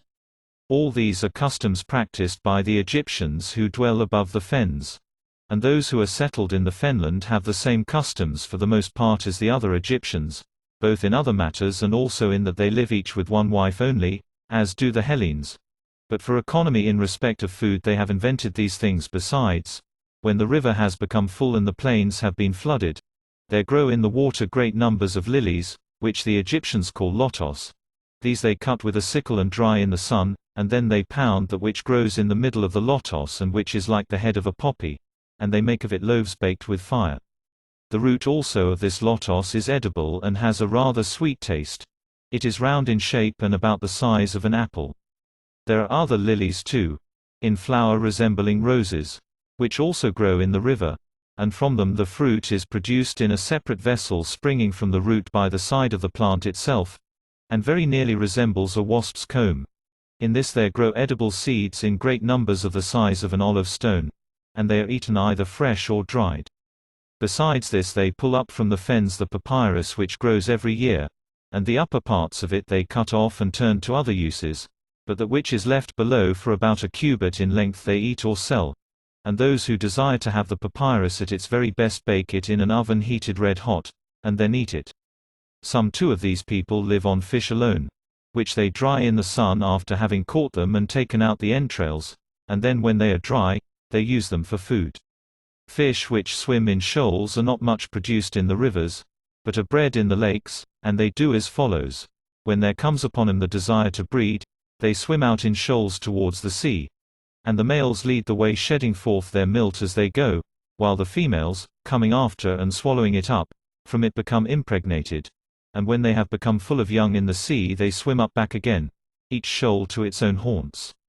The same, however, no longer lead the way as before, but the lead comes now to the females, and they, leading the way in shoals, do just as the males did, that is to say, they shed forth their eggs by a few grains at a time, and the males coming after swallow them up. Now these grains are fish, and from the grains which survive and are not swallowed, the fish grow which afterwards are bred up. Now those of the fish which are caught as they swim out towards the sea are found to be rubbed on the left side of the head, but those which are caught as they swim up again are rubbed on the right side. This happens to them because as they swim down to the sea they keep close to the land on the left side of the river, and again as they swim up they keep to the same side, approaching and touching the bank as much as they can, for fear doubtless of straying from their course by reason of the stream. When the Nile begins to swell, the hollow places of the land and the depressions by the side of the river first begin to fill, as the water soaks through from the river, and so soon as they become full of water, at once they are all filled with little fishes, and whence these are in all likelihood produced, I think that I perceive. In the preceding year, when the Nile goes down, the fish first lay eggs in the mud and then retire with the last of the retreating waters. And when the time comes round again, and the water once more comes over the land, from these eggs forthwith are produced the fishes of which I speak. Thus it is as regards the fish. And for anointing, those of the Egyptians who dwell in the fens use oil from the castor berry, which oil the Egyptians call kiki, and thus they do. They sow along the banks of the rivers and pools these plants, which in a wild form grow of themselves in the land of the Hellenes. These are sown in Egypt and produce berries in great quantity but of an evil smell. And when they have gathered these, some cut them up and press the oil from them, others again roast them first and then boil them down and collect that which runs away from them. The oil is fat and not less suitable for burning than olive oil, but it gives forth a disagreeable smell. Against the gnats, which are very abundant, they have contrived as follows. Those who dwell above the fen land are helped by the towers, to which they ascend when they go to rest, for the gnats by reason of the winds are not able to fly up high. But those who dwell in the fenland have contrived another way instead of the towers, and this it is, every man of them has got a casting net, with which by day he catches fish, but in the night he uses it for this purpose, that is to say, he puts the casting net round about the bed in which he sleeps, and then creeps in under it and goes to sleep. And the gnats, if he sleeps rolled up in a garment or a linen sheet, bite through these, but through the net they do not even attempt to bite. Their boats with which they carry cargoes are made of the thorny acacia, of which the form is very like that of the Kyrenian lotos, and that which exudes from it is gum. From this tree they cut pieces of wood about 2 cubits in length and arrange them like bricks, fastening the boat together by running a great number of long bolts through the 2 cubits pieces. And when they have thus fastened the boat together, they lay cross pieces over the top, using no ribs for the sides, and within they caulk the seams with papyrus. They make one steering oar for it, which is passed through the bottom of the boat, and they have a mast of acacia and sails of papyrus. These boats cannot sail up the river unless there be a very fresh wind blowing, but are towed from the shore. Downstream, however, they travel as follows. They have a door-shaped crate made of tamarisk wood and reed mats sewn together, and also a stone of about 2 talents weight bored with a hole.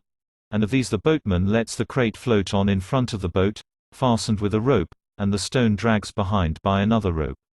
The crate then, as the force of the stream presses upon it, goes on swiftly and draws on the barries, for so these boats are called, while the stone dragging after it behind and sunk deep in the water keeps its course straight. These boats they have in great numbers, and some of them carry many thousands of talents burden. When the Nile comes over the land, the cities alone are seen rising above the water, resembling more nearly than anything else the islands in the Aegean Sea, for the rest of Egypt becomes a sea and the cities alone rise above water. Accordingly, whenever this happens, they pass by water not now by the channels of the river but over the midst of the plain. For example, as one sails up from Naucratis to Memphis, the passage is then close by the pyramids, whereas the usual passage is not the same even here, but goes by the point of the delta and the city of Kirkosaurus, while if you sail over the plain to Naucratis from the sea and from Canobos, you will go by Anthuthla and the city called after Archander. Of these Anthuthla is a city of note and is especially assigned to the wife of him who reigns over Egypt, to supply her with sandals. This is the case since the time when Egypt came to be under the Persians. The other city seems to me to have its name from Archander the son-in-law of Danaus, who was the son of Phthios, the son of Achaeos, for it is called the city of Archander. There might indeed be another Archander, but in any case the name is not Egyptian. Hitherto my own observation and judgment and inquiry are the vouchers for that which I have said. But from this point onwards I am about to tell the history of Egypt according to that which I have heard, to which will be added also something of that which I have myself seen. Of Min, who first became king of Egypt, the priest said that on the one hand he banked off the site of Memphis from the river, for the whole stream of the river used to flow along by the sandy mountain range on the side of Libya, but Min formed by embankments that bend of the river which lies to the south about 100 furlongs above Memphis, and thus he dried up the old stream and conducted the river so that it flowed in the middle between the mountains. And even now this bend of the Nile is by the Persians kept under very careful watch, that it may flow in the channel to which it is confined, and the bank is repaired every year. For if the river should break through and overflow in this direction, Memphis would be in danger of being overwhelmed by flood. When this Min, who first became king, had made into dry land the part which was dammed off, on the one hand, I say, he founded in it that city which is now called Memphis. For Memphis too is in the narrow part of Egypt, and outside the city he dug round it on the north and west a lake communicating with the river, for the side towards the east is barred by the Nile itself. Then secondly he established in the city the temple of Hephaestus, a great work and most worthy of mention. After this man the priests enumerated to me from a papyrus roll the names of other kings, 330 in number. And in all these generations of men 18 were Ethiopians, one was a woman, a native Egyptian, and the rest were men and of Egyptian race. And the name of the woman who reigned was the same as that of the Babylonian queen, namely Nitocris. Of her they said that desiring to take vengeance for her brother, whom the Egyptians had slain when he was their king and then, after having slain him, had given his kingdom to her, desiring, I say, to take vengeance for him, she destroyed by craft many of the Egyptians. For she caused to be constructed a very large chamber underground, and making as though she would hansel it but in her mind devising other things, she invited those of the Egyptians whom she knew to have had most part in the murder, and gave a great banquet. Then while they were feasting, she let in the river upon him by a secret conduit of large size. Of her they told no more than this, except that, when this had been accomplished, she threw herself into a room full of embers, in order that she might escape vengeance. As for the other kings, they could tell me of no great works which had been produced by them, and they said that they had no renown except only the last of them, Moires. He, they said, produced as a memorial of himself the gateway of the temple of Hephaestus which is turned towards the north wind, and dug a lake, about which I shall set forth afterwards how many furlongs of circuit it has, and in it built pyramids of the size which I shall mention at the same time when I speak of the lake itself. He, they said, produced these works, but of the rest none produced any. Therefore passing these by I will make mention of the king who came after these, whose name is Sesostris. He, the priest said, first of all set out with ships of war from the Arabian Gulf and subdued those who dwelt by the shores of the Erythraean Sea, until as he sailed he came to a sea which could no further be navigated by reason of shoals. Then secondly, after he had returned to Egypt, according to the report of the priests he took a great army and marched over the continent, subduing every nation which stood in his way, and those of them whom he found valiant and fighting desperately for their freedom. In their lands he set up pillars which told by inscriptions his own name and the name of his country, and how he had subdued them by his power. But as to those of whose cities he obtained possession without fighting or with ease, on their pillars he inscribed words after the same tenor as he did for the nations which had shown themselves courageous, and in addition he drew upon him the hidden parts of a woman, desiring to signify by this that the people were cowards and effeminate. Thus doing he traversed the continent, until at last he passed over to Europe from Asia and subdued the Scythians and also the Thracians. These, I am of opinion, were the furthest people to which the Egyptian army came, for in their country the pillars are found to have been set up, but in the land beyond this they are no longer found. From this point he turned and began to go back. And when he came to the river Phasis, what happened then I cannot say for certain, whether the king Sesostris himself divided off a certain portion of his army and left the men there as settlers in the land, or whether some of his soldiers were wearied by his distant marches and remained by the river Phasis. For the people of Colchis are evidently Egyptian, and this I perceived for myself before I heard it from others. So when I had come to consider the matter I asked them both, and the Colchians had remembrance of the Egyptians more than the Egyptians of the Colchians, but the Egyptians said they believed that the Colchians were a portion of the army of Sesostris. That this was so I conjectured myself, not only because they are dark-skinned and have curly hair, this of itself amounts to nothing, for there are other races which are so, but also still more because the Colchians, Egyptians, and Ethiopians alone of all the races of men have practiced circumcision from the first. The Phoenicians and the Syrians who dwell in Palestine confess themselves that they have learnt it from the Egyptians, and the Syrians about the river Thermodon and the river Parthenios, and the Macronians, who are their neighbors, say that they have learnt it lately from the Colchians. These are the only races of men who practice circumcision, and these evidently practice it in the same manner as the Egyptians. Of the Egyptians themselves, however, and the Ethiopians, I am not able to say which learnt from the other, for undoubtedly it is a most ancient custom. But that the other nations learnt it by intercourse with the Egyptians, this among others is to me a strong proof, namely that those of the Phoenicians who have intercourse with Hellas cease to follow the example of the Egyptians in this matter, and do not circumcise their children. Now let me tell another thing about the Colchians to show how they resemble the Egyptians. They alone work flax in the same fashion as the Egyptians, and the two nations are like one another in their whole manner of living and also in their language. Now the linen of Colchis is called by the Hellenes Sardonic, whereas that from Egypt is called Egyptian. The pillars which Sesostris king of Egypt set up in the various countries are for the most part no longer to be seen extant. But in Syria Palestine I myself saw them existing with the inscription upon them which I have mentioned and the emblem. Moreover in Ionia there are two figures of this man carved upon rocks, one on the road by which one goes from the land of Ephesus to Phocaea, and the other on the road from Sardis to Smyrna. In each place there is a figure of a man cut in the rock, of 4 cubits and a span in height, holding in his right hand a spear and in his left a bow and arrows, and the other equipment which he has is similar to this, for it is both Egyptian and Ethiopian, and from the one shoulder to the other across the breast runs an inscription carved in sacred Egyptian characters, saying thus, "This land with my shoulders I won for myself." But who he is and from whence, he does not declare in these places, though in other places he had declared this. Some of those who have seen these carvings conjecture that the figure is that of Memnon, but herein they are very far from the truth. As this Egyptian Sesostris was returning and bringing back many men of the nations whose lands he had subdued, when he came, said the priests, to Daphni in the district of Pelusium on his journey home, his brother to whom Sesostris had entrusted the charge of Egypt invited him and with him his sons to a feast, and then he piled the house round with brushwood and set it on fire.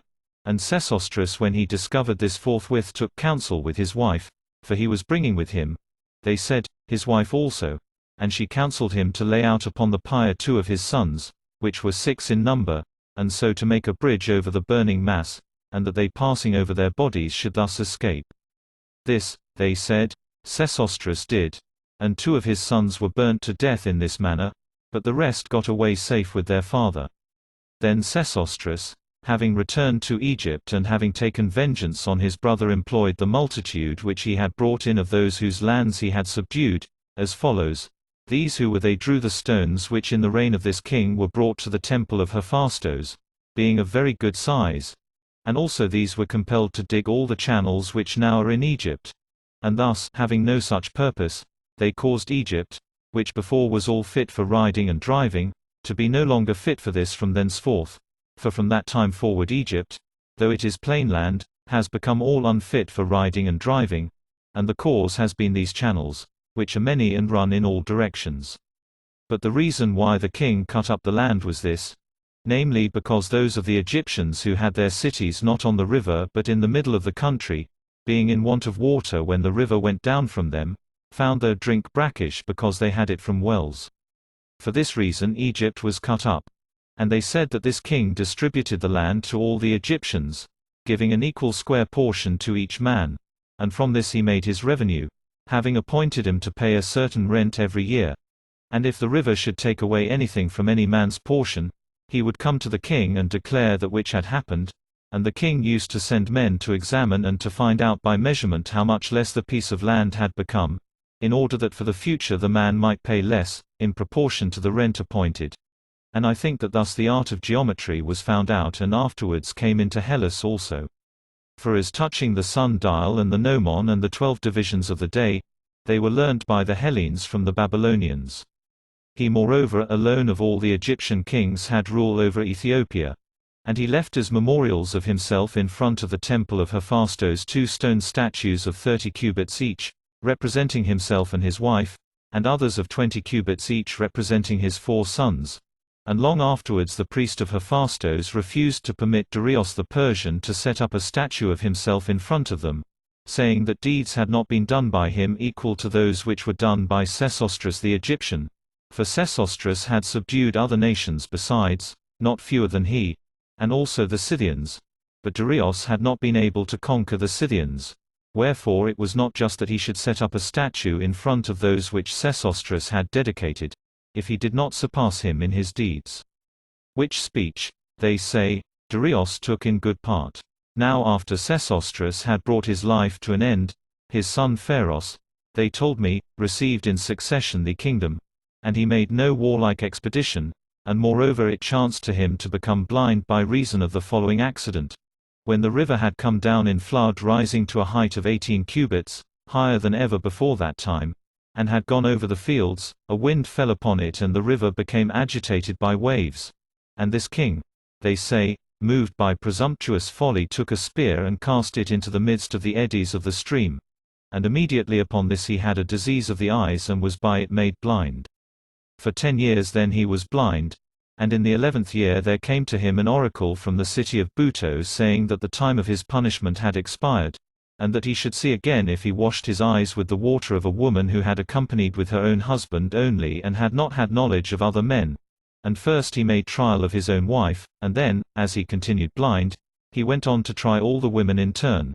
And when he had at least regained his sight he gathered together all the women of whom he had made trial, excepting her by whose means he had regained his sight, to one city which now is named Erythrobolos, and having gathered him to this he consumed them all by fire, as well as the city itself. But as for her by whose means he had regained his sight, he had her himself to wife. Then after he had escaped the malady of his eyes he dedicated offerings at each one of the temples which were of renown. And especially, to mention only that which is most worthy of mention, he dedicated at the temple of the sun works which are worth seeing, namely 2 obelisks of stone, each of a single block, measuring in length 100 cubits each one and in breadth 8 cubits. After him, they said, there succeeded to the throne a man of Memphis, whose name in the tongue of the Hellenes was Proteus, for whom there is now a sacred enclosure at Memphis, very fair and well ordered, lying on that side of the temple of Hephaestus which faces the north wind. Round about this enclosure dwell Phoenicians of Tyre, and this whole region is called the camp of the Tyrians. Within the enclosure of Proteus there is a temple called the Temple of the Foreign Aphrodite, which temple I conjecture to be one of Helen the daughter of Tyndareus, not only because I have heard the tale how Helen dwelt with Proteus, but also especially because it is called by the name of the Foreign Aphrodite, for the other temples of Aphrodite which there are have none of them the addition of the word, foreign, to the name. And the priests told me, when I inquired, that the things concerning Helen happened thus. Alexander having carried off Helen was sailing away from Sparta to his own land, and when he had come to the Aegean Sea contrary winds drove him from his course to the Sea of Egypt. And after that, since the blasts did not cease to blow, he came to Egypt itself, and in Egypt to that which is now named the Canobic mouth of the Nile and to Taricheae. Now there was upon the shore, as still there is now, a temple of Heracles, in which if any man's slave take refuge and have the sacred marks set upon him, giving himself over to the god, it is not lawful to lay hands upon him. But this custom has continued still unchanged from the beginning down to my own time. Accordingly the attendants of Alexander, having heard of the custom which existed about the temple, ran away from him, and sitting down as suppliants of the god, accused Alexander, because they desired to do him hurt, telling the whole tale how things were about Helen and about the wrong done to Menelaus. And this accusation they made not only to the priests but also to the warden of this river mouth, whose name was Thonis. Thonis then having heard their tale sent forthwith a message to Proteus at Memphis, which said as follows: There hath come a stranger, a Teucrian by race, who hath done in Hellas an unholy deed. For he hath deceived the wife of his own host, and is come hither bringing with him this woman herself and very much wealth, having been carried out of his way by winds to thy land. Shall we then allow him to sail out unharmed? Or shall we first take away from him that which he brought with him? In reply to this Proteus sent back a messenger who said thus: Seize this man, whosoever he may be, who has done impiety to his own host, and bring him away into my presence that I may know what he will find to say. Hearing this, Thonis seized Alexander and detained his ships, and after that he brought the man himself up to Memphis and with him Helen and the wealth he had, and also in addition to them the suppliants. So when all had been conveyed up thither, Proteus began to ask Alexander who he was and from whence he was voyaging, and he both recounted to him his descent and told him the name of his native land, and moreover related of his voyage, from whence he was sailing. After this Proteus asked him whence he had taken Helen. And when Alexander went astray in his account and did not speak the truth, those who had become suppliants convicted him of falsehood, relating in full the whole tale of the wrong done. At length Proteus declared to them this sentence, saying, Were it not that I count it a matter of great moment not to slay any of those strangers who being driven from their course by winds have come to my land hitherto, I should have taken vengeance on thee on behalf of the man of Hellas, seeing that thou, most base of men, having received from him hospitality, didst work against him a most impious deed. For thou didst go in to the wife of thine own host, and even this was not enough for thee, but thou didst stir her up with desire and hast gone away with her like a thief. Moreover not even this by itself was enough for thee, but thou art come hither with plunder taken from the house of thy host. Now therefore depart, seeing that I have counted it of great moment not to be a slayer of strangers.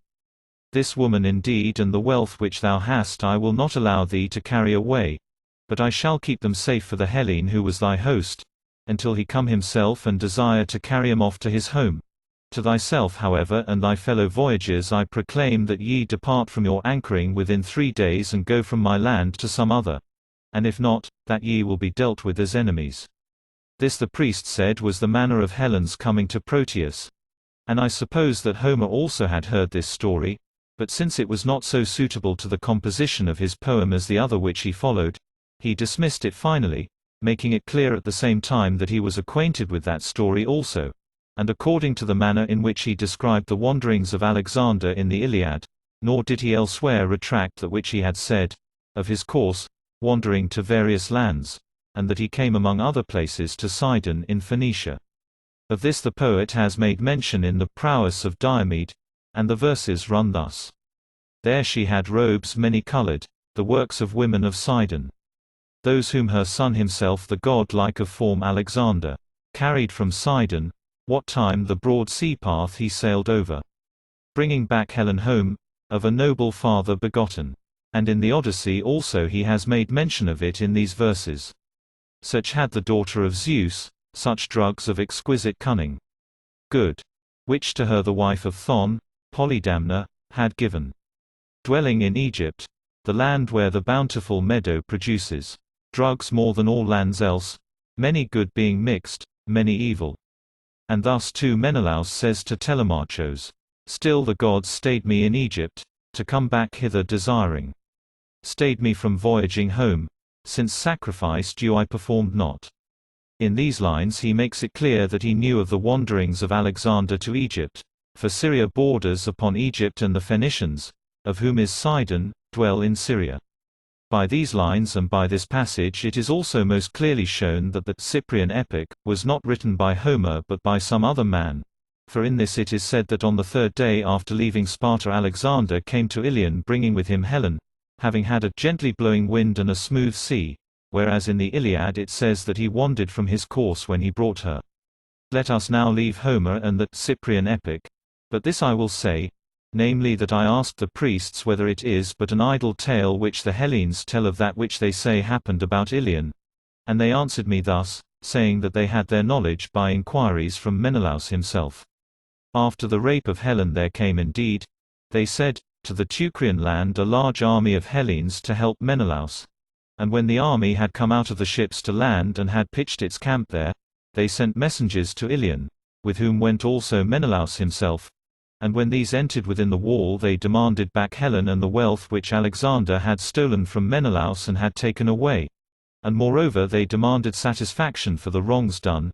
And the Teucrians told the same tale then and afterwards, both with oath and without oath, namely that indeed and in truth they had not Helen nor the wealth for which demand was made, but that both were in Egypt, and that they could not justly be compelled to give satisfaction for that which Proteus the king of Egypt had. The Hellenes however thought that they were being mocked by them and besieged the city, until at last they took it. And when they had taken the wall and did not find Helen, but heard the same tale as before, then they believed the former tale and sent Menelaus himself to Proteus. And Menelaus having come to Egypt and having sailed up to Memphis, told the truth of these matters, and not only found great entertainment, but also received Helen unhurt, and all his own wealth besides. Then, however, after he had been thus dealt with, Menelaus showed himself ungrateful to the Egyptians. For when he set forth to sail away, contrary winds detained him, and as this condition of things lasted long, he devised an impious deed. For he took 2 children of natives and made sacrifice of them. After this, when it was known that he had done so, he became abhorred, and being pursued he escaped and got away in his ships to Libya. But whither he went besides after this, the Egyptians were not able to tell. Of these things they said that they found out part by inquiries, and the rest, namely that which happened in their own land, they related from sure and certain knowledge.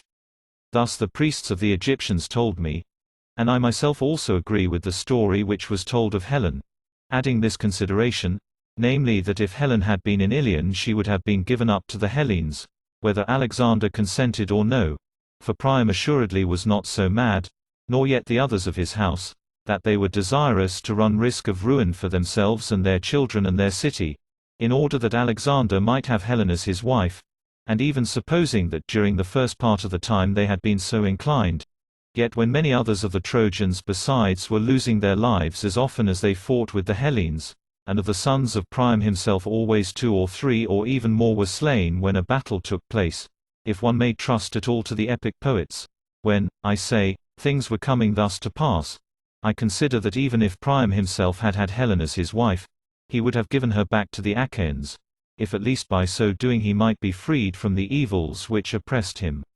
Nor even was the kingdom coming to Alexander next, so that when Priam was old the government was in his hands. But Hector, who was both older and more of a man than he, would certainly have received it after the death of Priam.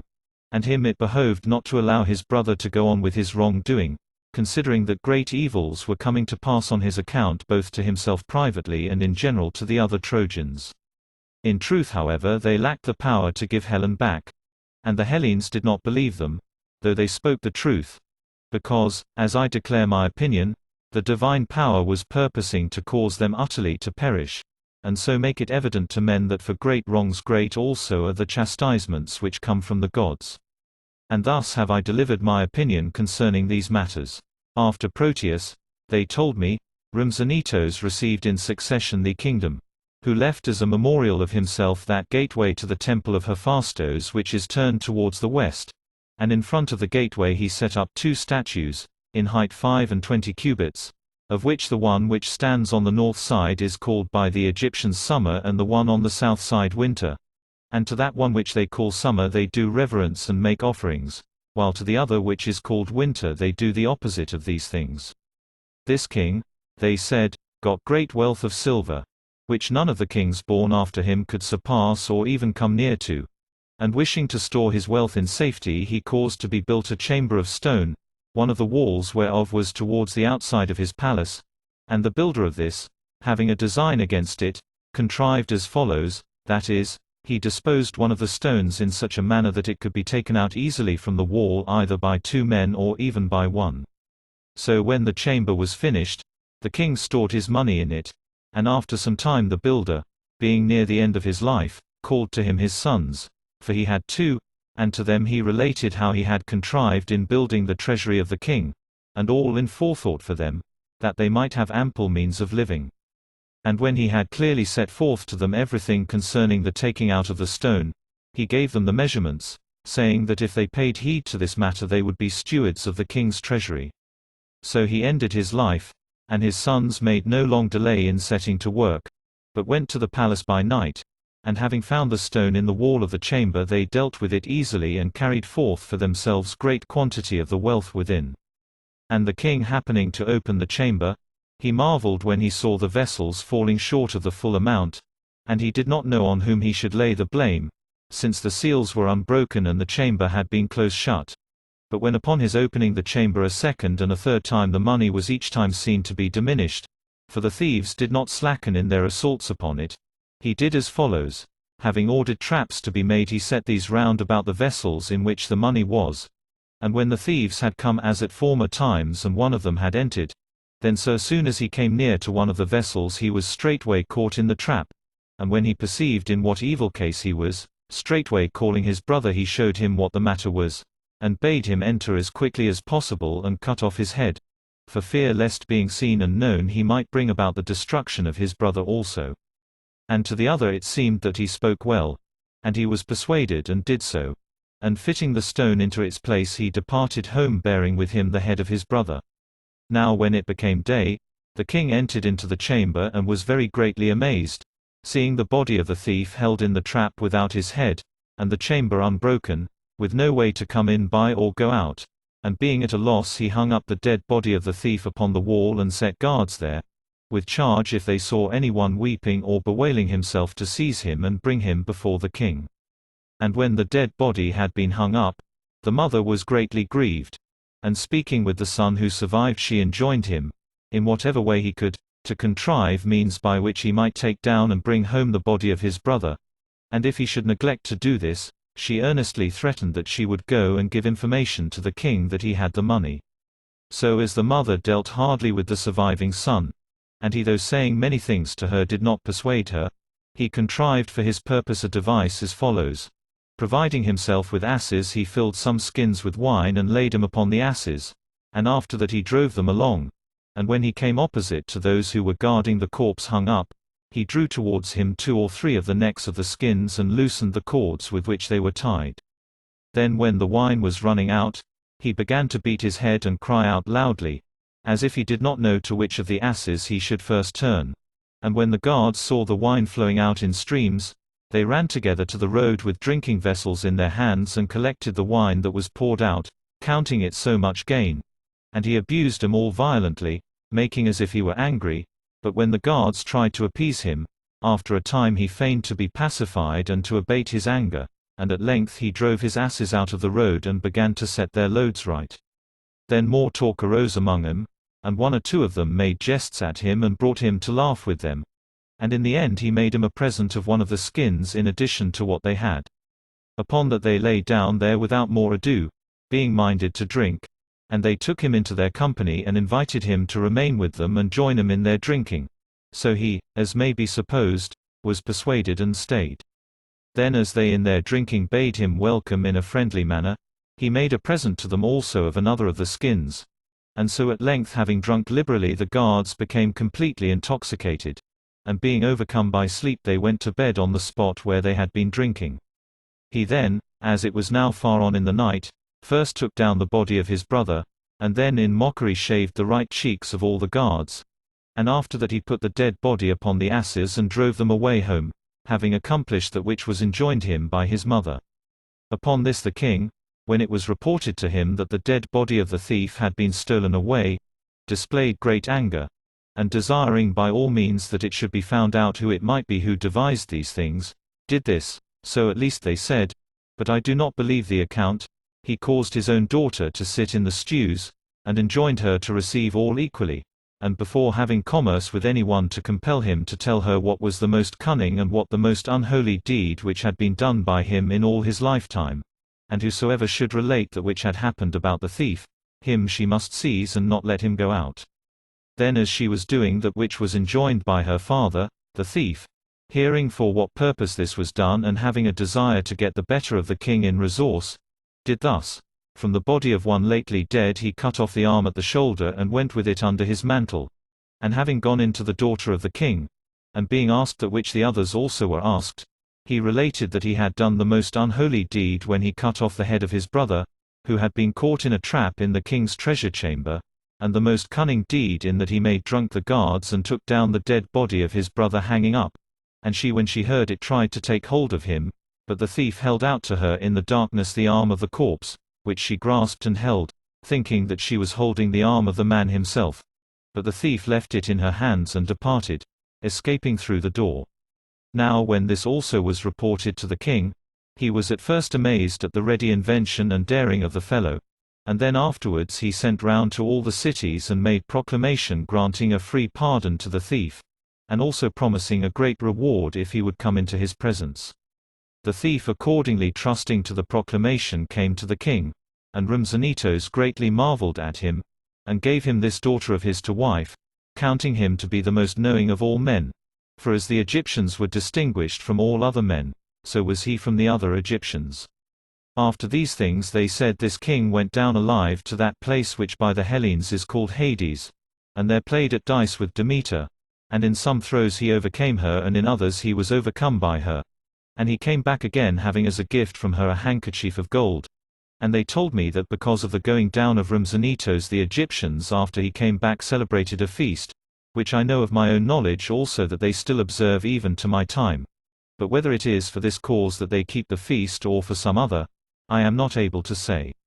However, the priests weave a robe completely on the very day of the feast, and forthwith they bind up the eyes of one of them with a fillet, and having led him with the robe to the way by which one goes to the temple of Demeter, they depart back again themselves. This priest, they say, with his eyes bound up is led by 2 wolves to the temple of Demeter, which is distant from the city 20 furlongs, and then afterwards the wolves lead him back again from the temple to the same spot. Now as to the tales told by the Egyptians, any man may accept him to whom such things appear credible. As for me, it is to be understood throughout the whole of the history that I write by hearsay that which is reported by the people in each place. The Egyptians say that Demeter and Dionysos are rulers of the world below. And the Egyptians are also the first who reported the doctrine that the soul of man is immortal, and that when the body dies, the soul enters into another creature which chances then to be coming to the birth, and when it has gone the round of all the creatures of land and sea and of the air, it enters again into a human body as it comes to the birth, and that it makes this round in a period of 3,000 years. This doctrine certain Hellenes adopted, some earlier and some later, as if it were of their own invention, and of these men I know the names but I abstain from recording them. Down to the time when Rhumsanitos was king, they told me there was in Egypt nothing but orderly rule, and Egypt prospered greatly. But after him Cheops became king over them and brought him to every kind of evil, for he shut up all the temples, and having first kept them from sacrifices there, he then bade all the Egyptians work for him. So some were appointed to draw stones from the stone quarries in the Arabian mountains to the Nile, and others he ordered to receive the stones after they had been carried over the river in boats, and to draw them to those which are called the Libyan mountains. And they worked by 100,000 men at a time, for each 3 months continually. Of this oppression there passed 10 years while the causeway was made by which they drew the stones, which causeway they built, and it is a work not much less, as it appears to me, than the pyramid, for the length of it is 5 furlongs and the breadth 10 fathoms and the height, where it is highest, 8 fathoms, and it is made of stone smoothed and with figures carved upon it. For this they said, the 10 years were spent. And for the underground he caused to be made as sepulchral chambers for himself in an island, having conducted thither a channel from the Nile. For the making of the pyramid itself there passed a period of 20 years. And the pyramid is square, each side measuring 800 feet, and the height of it is the same. It is built of stone smoothed and fitted together in the most perfect manner. not one of the stones being less than 30 feet in length. This pyramid was made after the manner of steps which some called rows, and others bases, and when they had first made it thus, they raised the remaining stones with machines made of short pieces of timber, raising them first from the ground to the first stage of the steps, and when the stone got up to this it was placed upon another machine standing on the first stage, and so from this it was drawn to the second upon another machine.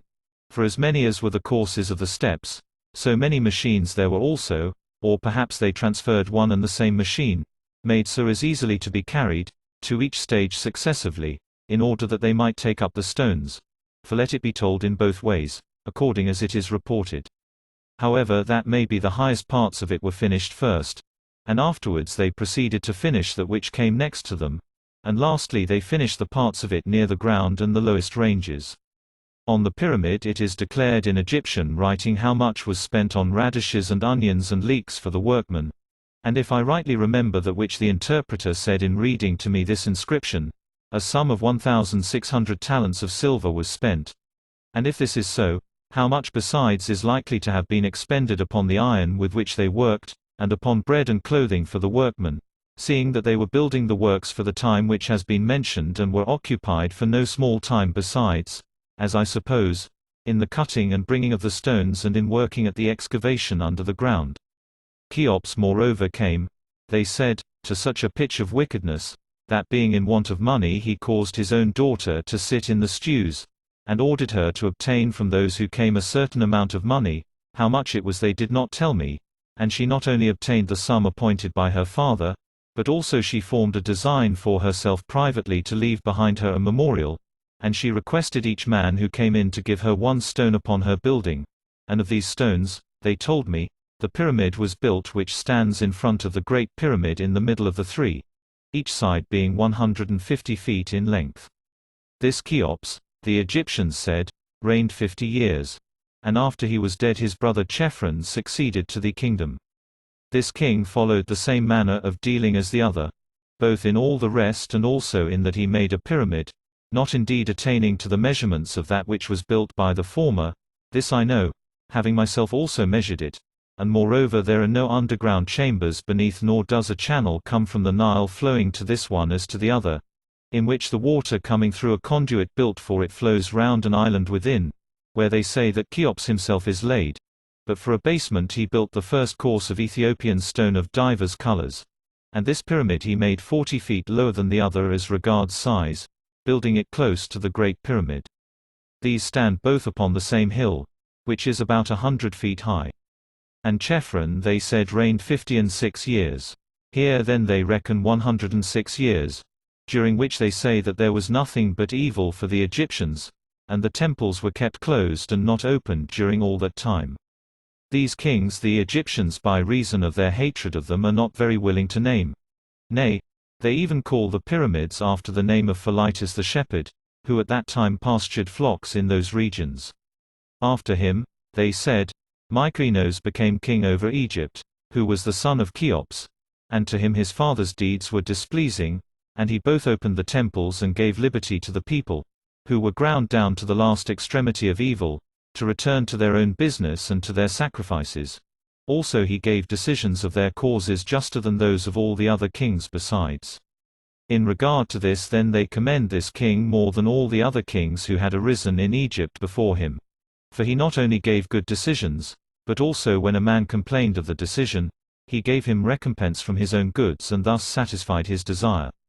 But while Mykrinos was acting mercifully to his subjects and practicing this conduct which has been said, calamities befell him, of which the first was this, namely that his daughter died, the only child whom he had in his house, and being above measure grieved by that which had befallen him, and desiring to bury his daughter in a manner more remarkable than others, he made a cow of wood, which he covered over with gold, and then within it he buried this daughter who as I said, had died.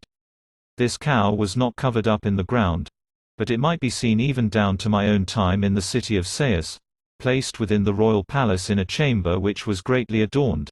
And they offer incense of all kinds before it every day, and each night a lamp burns beside it all through the night.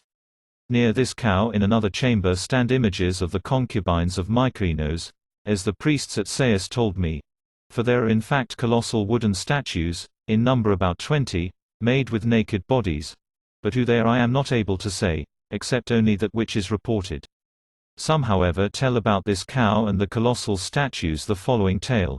Namely that Mycainos was enamored of his own daughter and afterwards ravished her. And upon this they say that the girl strangled herself for grief, and he buried her in this cow. And her mother cut off the hands of the maids who had betrayed the daughter to her father. Wherefore now the images of them have suffered that which the maids suffered in their life. In thus saying they speak idly, as it seems to me, especially in what they say about the hands of the statues. For as to this, even we ourselves saw that their hands had dropped off from lapse of time, and they were to be seen still lying at their feet even down to my time. The cow is covered up with a crimson robe, except only the head and the neck, which are seen, overlaid with gold very thickly, and between the horns there is the disk of the sun figured in gold. The cow is not standing up but kneeling, and in size is equal to a large living cow. Every year it is carried forth from the chamber. At those times, I say, the Egyptians beat themselves for that god whom I will not name upon occasion of such a matter. At these times, I say, they also carry forth the cow to the light of day, for they say that she asked of her father Mycainos, when she was dying, that she might look upon the sun once in the year. After the misfortune of his daughter it happened, they said, secondly to this king as follows. An oracle came to him from the city of Buto, saying that he was destined to live but 6 years more, in the 7th year to end his life, and he being indignant at it sent to the oracle a reproach against the god, making complaint in reply that whereas his father and uncle, who had shut up the temples and had not only not remembered the gods, but also had been destroyers of men, had lived for a long time, he himself, who practiced piety, was destined to end his life so soon. And from the oracle came a second message, which said that it was for this very cause that he was bringing his life to a swift close, for he had not done that which it was appointed for him to do, since it was destined that Egypt should suffer evils for 150 years, and the 2 kings who had arisen before him had perceived this, but he had not. Mycainos having heard this, and considering that this sentence had passed upon him beyond recall, procured many lamps, and whenever night came on he lighted these and began to drink and take his pleasure, ceasing neither by day nor by night. And he went about to the fen country and to the woods and wherever he heard there were the most suitable places of enjoyment. This he devised, having a mind to prove that the oracle spoke falsely, in order that he might have 12 years of life instead of 6, the nights being turned into days. This king also left behind him a pyramid, much smaller than that of his father, of a square shape and measuring on each side 300 feet lacking 20, built moreover of Ethiopian stone up to half the height. This pyramid some of the Hellenes say was built by the courtesan Rhodopus, not therein speaking rightly. And besides this it is evident to me that they who speak thus do not even know who Rhodopus was, for otherwise they would not have attributed to her the building of a pyramid like this, on which have been spent, so to speak, innumerable thousands of talents. Moreover they do not know that Rhodopus flourished in the reign of Amasis, and not in this king's reign. For Rhodopus lived very many years later than the kings who left behind him these pyramids. By descent she was of Thrace, and she was a slave of Iadmon the son of Hephaestropolis a Samian, and a fellow slave of Aesop the maker of fables, for he too was once the slave of Iadmon, as was proved especially by this fact, namely that when the people of Delphi repeatedly made proclamation in accordance with an oracle, to find someone who would take up the blood money for the death of Aesop, no one else appeared, but at length the grandson of Iadmon, called Iadmon also, took it up, and thus it is showed that Aesop too was the slave of Iadmon. As for Rhodopus, she came to Egypt brought by Xanthus the Samian, and having come thither to exercise her calling she was redeemed from slavery for a great sum by a man of Mytilene, Charaxos son of Scamandronymos and brother of Sappho the lyric poet. Thus was Rhodopus set free, and she remained in Egypt and by her beauty won so much liking that she made great gain of money for one like Rhodopus, though not enough to suffice for the cost of such a pyramid as this. In truth there is no need to ascribe to her very great riches, considering that the tithe of her wealth may still be seen even to this time by anyone who desires it. For Rhodopus wished to leave behind her a memorial of herself in Hellas, namely to cause a thing to be made such as happens not to have been thought of or dedicated in a temple by any besides, and to dedicate this at Delphi as a memorial of herself. Accordingly with the tithe of her wealth she caused to be made spits of iron of size large enough to pierce a whole ox, and many in number, going as far therein as her tithe allowed her, and she sent him to Delphi. These are even at the present time lying there, heaped all together behind the altar which the Chians dedicated, and just opposite to the cell of the temple. Now at Naucratis, as it happens, the courtesans are rather apt to win credit. For this woman first, about whom the story to which I refer is told, became so famous that all the Hellenes without exception came to know the name of Rhodopis, and then after her one whose name was Archedice became a subject of song all over Hellas, though she was less talked of than the other. As for Charaxos, when after redeeming Rhodopis he returned back to Mytilene, Sappho in an ode violently abused him. Of Rhodopis then I shall say no more. After Mycainos the priest said Asychus became king of Egypt.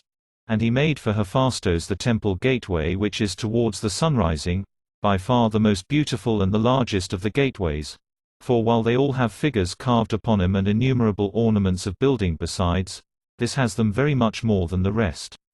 In this king's reign they told me that, as the circulation of money was very slow, a law was made for the Egyptians that a man might have that money lent to him which he needed, by offering as security the dead body of his father, and there was added moreover to this law another, namely that he who lent the money should have a claim also to the whole of the sepulchral chamber belonging to him who received it, and that the man who offered that security should be subject to this penalty, if he refused to pay back the debt, namely that neither the man himself should be allowed to have burial, when he died, either in that family burial place or in any other, nor should he be allowed to bury any of his kinsmen whom he lost by death.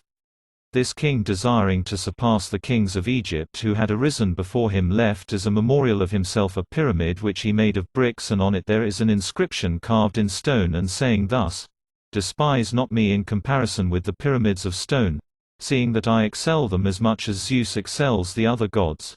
For with a pole they struck into the lake, and whatever of the mud attached itself to the pole, this they gathered up and made bricks, and in such manner they finished me." Such were the deeds which this king performed. And after him reigned a blind man of the city of Anisis, whose name was Anisis. In his reign the Ethiopians and Sabacos the king of the Ethiopians marched upon Egypt with a great host of men. So this blind man departed, flying to the fen country, and the Ethiopian was king over Egypt for 50 years, during which he performed deeds as follows. Whenever any man of the Egyptians committed any transgression, he would never put him to death, but he gave sentence upon each man according to the greatness of the wrong-doing, appointing them to work at throwing up an embankment before that city from whence each man came of those who committed wrong.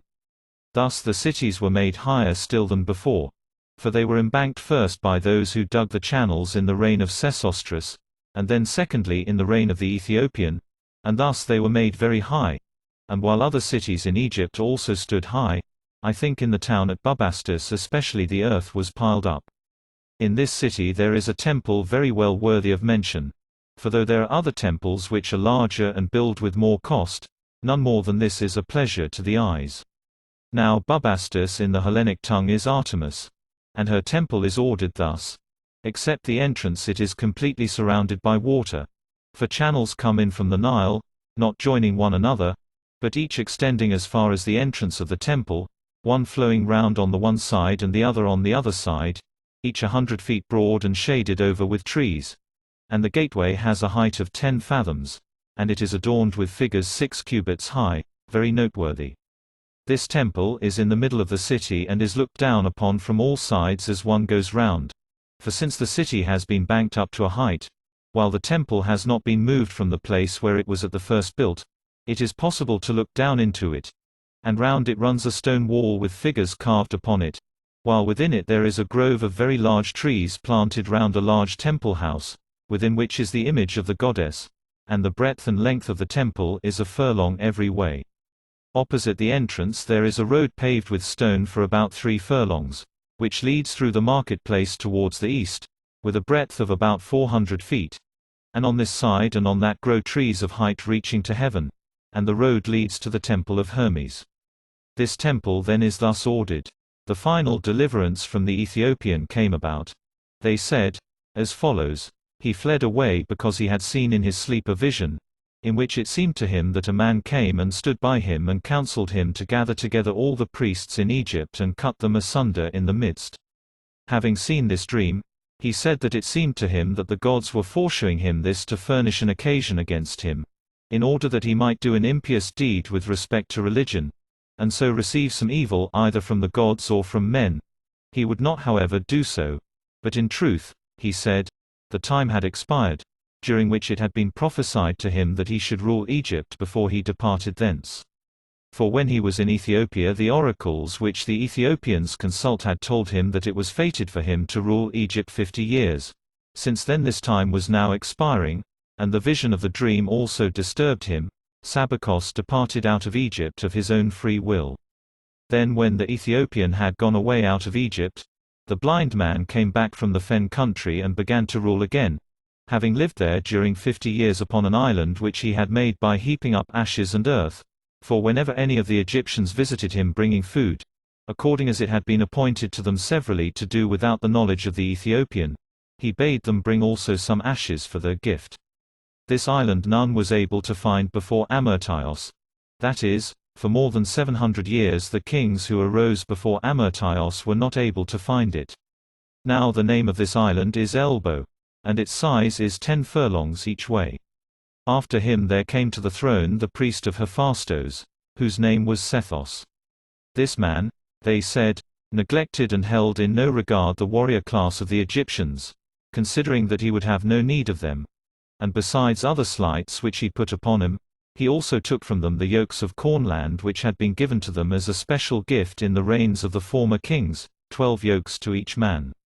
After this, Sennacherib king of the Arabians and of the Assyrians marched a great host against Egypt.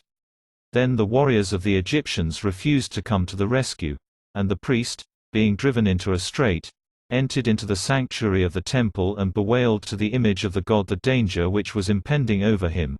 And as he was thus lamenting, sleep came upon him, and it seemed to him in his vision that the god came and stood by him and encouraged him, saying that he should suffer no evil if he went forth to meet the army of the Arabians, for he would himself send him helpers.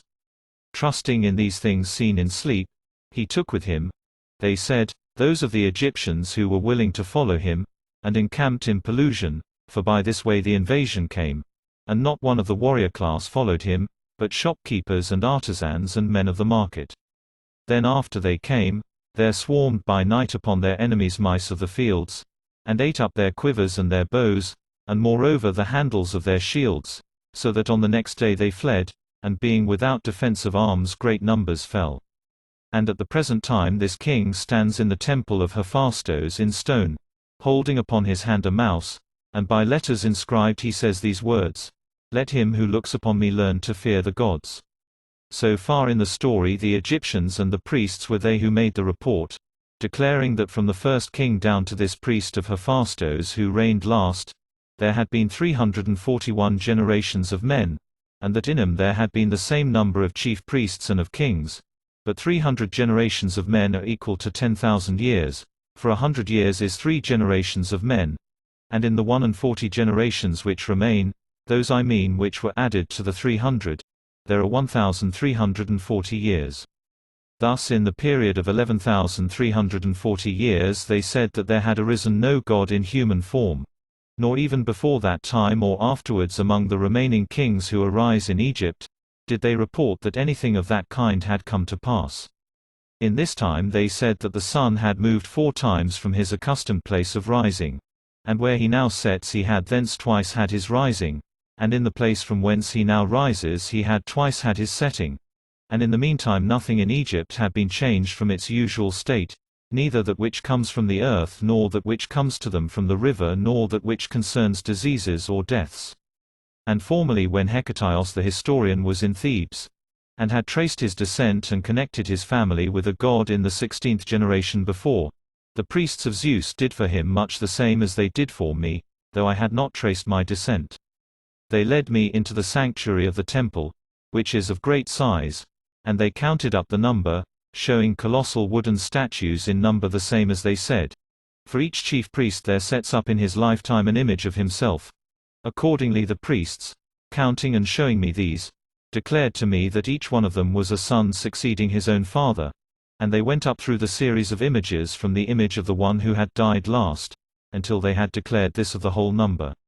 And when Hecataios had traced his descent and connected his family with a god in the 16th generation, they traced a descent in opposition to his, besides their numbering, not accepting it from him that a man had been born from a god. And they traced their counter-descent thus, saying that each one of the statues had been Paromus son of Paromus, until they had declared this of the whole 345 statues, each one being surnamed Paromus, and neither with a god nor a hero did they connect their descent. Now Paromus means in the tongue of Hellas, honorable and good man. From the declaration then it followed, that they of whom the images were had been of form like this, and far removed from being gods. But in the time before these men they said that gods were the rulers in Egypt, not mingling with men, and that of these always one had power at a time. And the last of them who was king over Egypt was Oros the son of Osiris, whom the Hellenes call Apollo. He was king over Egypt last, having deposed Typhon. Now Osiris in the tongue of Hellas is Dionysos. Among the Hellenes Heracles and Dionysos and Pan are accounted the lastest born of the gods. But with the Egyptians Pan is a very ancient god, and he is one of those which are called 8 gods, while Heracles is of the 2nd rank, who are called the 12 gods, and Dionysos is of the 3rd rank, namely of those who were born of the 12 gods. Now as to Heracles I have shown already how many years old he is according to the Egyptians themselves, reckoning down to the reign of Amasis, and Pan is said to have existed for yet more years than these, and Dionysos for the smallest number of years as compared with the others. And even for this last they reckon down to the reign of Amasis 15,000 years. This the Egyptians say that they know for a certainty, since they always kept a reckoning and wrote down the years as they came. Now the Dionysos who is said to have been born of Semele the daughter of Cadmos, was born about 1600 years before my time, and Heracles who was the son of Alcmene, about 900 years, and that Pan who was born of Penelope, for of her and of Hermes Pan is said by the Hellenes to have been born, came into being later than the wars of Troy, about 800 years before my time. Of these 2 accounts every man may adopt that one which he shall find the more credible when he hears it. I however, for my part, have already declared my opinion about them. For if these also, like Heracles the son of Amphitryon, had appeared before all men's eyes and had lived their lives to old age in Hellas, I mean Dionysos the son of Semele and Pan the son of Penelope, then one would have said that these also had been born mere men, having the names of those gods who had come into being long before. But as it is, with regard to Dionysos the Hellenes say that as soon as he was born Zeus sewed him up in his thigh and carried him to Nysa, which is above Egypt in the land of Ethiopia. And as to Pan, they cannot say whither he went after he was born. Hence it has become clear to me that the Hellenes learnt the names of these gods later than those of the other gods, and trace their descent as if their birth occurred at the time when they first learnt their names. Thus far then the history is told by the Egyptians themselves. But I will now recount that which other nations also tell, and the Egyptians in agreement with the others, of that which happened in this land, and there will be added to this also something of that which I have myself seen.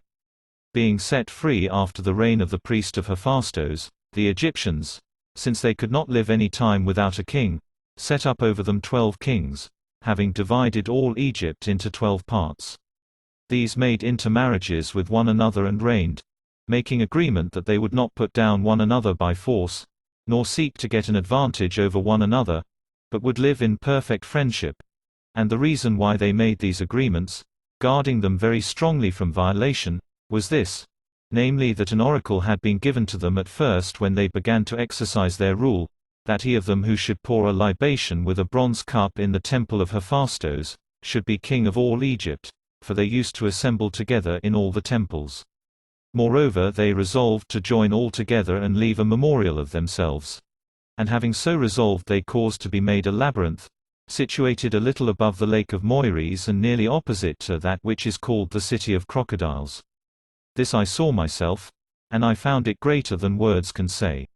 For if one should put together and reckon up all the buildings and all the great works produced by Hellenes, they would prove to be inferior in labor and expense to this labyrinth, though it is true that both the temple at Ephesus and that at Samos are works worthy of note. The pyramids also were greater than words can say, and each one of them is equal to many works of the Hellenes, great as they may be, but the labyrinth surpasses even the pyramids. It has 12 courts covered in, with gates facing one another, 6 upon the north side and 6 upon the south, joining on one to another, and the same wall surrounds them all outside.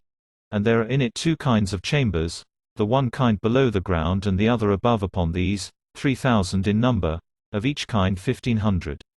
The upper set of chambers we ourselves saw, going through them, and we tell of them having looked upon them with our own eyes. But the chambers underground we heard about only, for the Egyptians who had charge of them were not willing on any account to show them, saying that here were the sepulchres of the kings who had first built this labyrinth and of the sacred crocodiles. Accordingly we speak of the chambers below by what we received from hearsay, while those above we saw ourselves and found him to be works of more than human greatness. For the passages through the chambers, and the goings this way and that way through the courts, which were admirably adorned, afforded endless matter for marvel, as we went through from a court to the chambers beyond it, and from the chambers to colonnades, and from the colonnades to other rooms, and then from the chambers again to other courts. Over the whole of these is a roof made of stone like the walls, and the walls are covered with figures carved upon them, each court being surrounded with pillars of white stone fitted together most perfectly, and at the end of the labyrinth, by the corner of it, there is a pyramid of 40 fathoms, upon which large figures are carved, and to this there is a way made underground. Such is this labyrinth. But a cause for marvel even greater than this is afforded by the lake, which is called the Lake of Moiris, along the side of which this labyrinth is built. The measure of its circuit is 3,600 furlongs, being 60 shoans, and this is the same number of furlongs as the extent of Egypt itself along the sea. The lake lies extended lengthwise from north to south, and in depth where it is deepest it is 50 fathoms. That this lake is artificial and formed by digging is self-evident, for about in the middle of the lake stand 2 pyramids, each rising above the water to a height of 50 fathoms, the part which is built below the water being of just the same height, and upon each is placed a colossal statue of stone sitting upon a chair. Thus the pyramids are 100 fathoms high, and these 100 fathoms are equal to a furlong of 600 feet, the fathom being measured as 6 feet or 4 cubits, the feet being 4 palms each, and the cubits 6.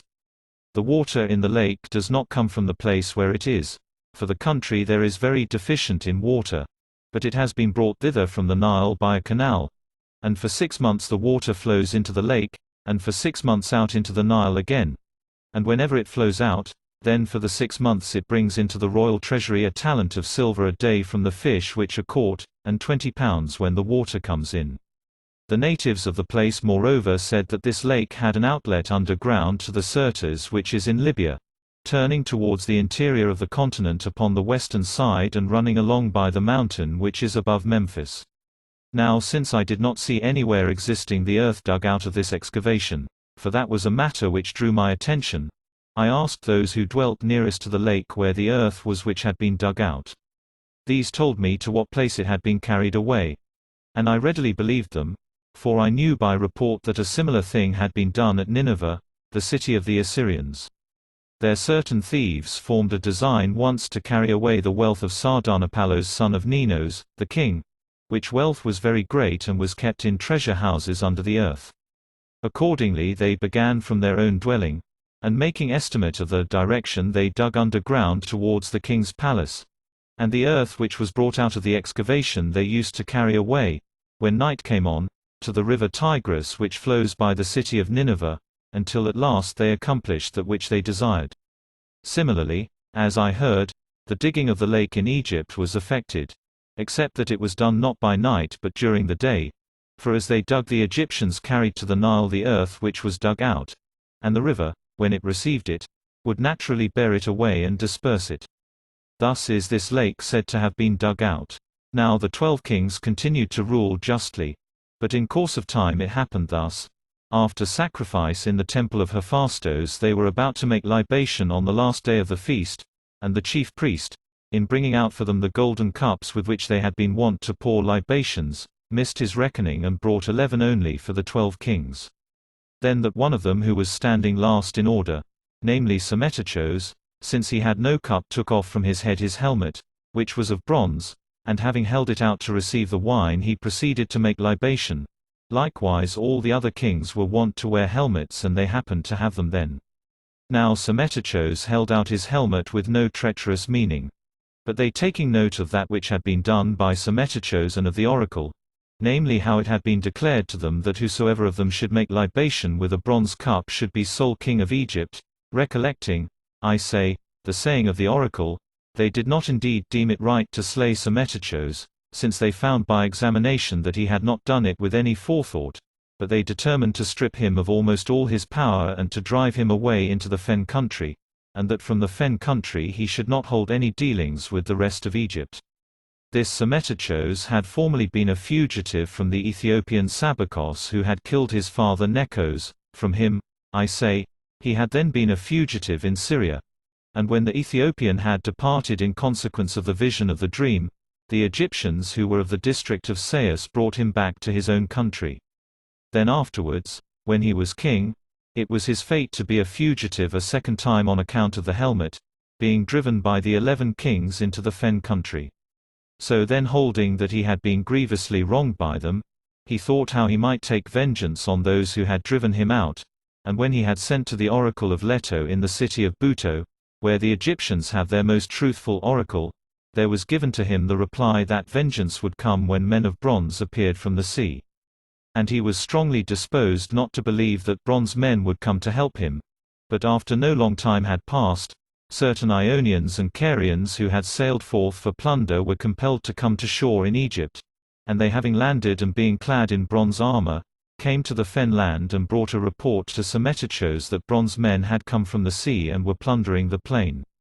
So he, perceiving that the saying of the oracle was coming to pass, dealt in a friendly manner with the Ionians and Carians, and with large promises he persuaded him to take his part.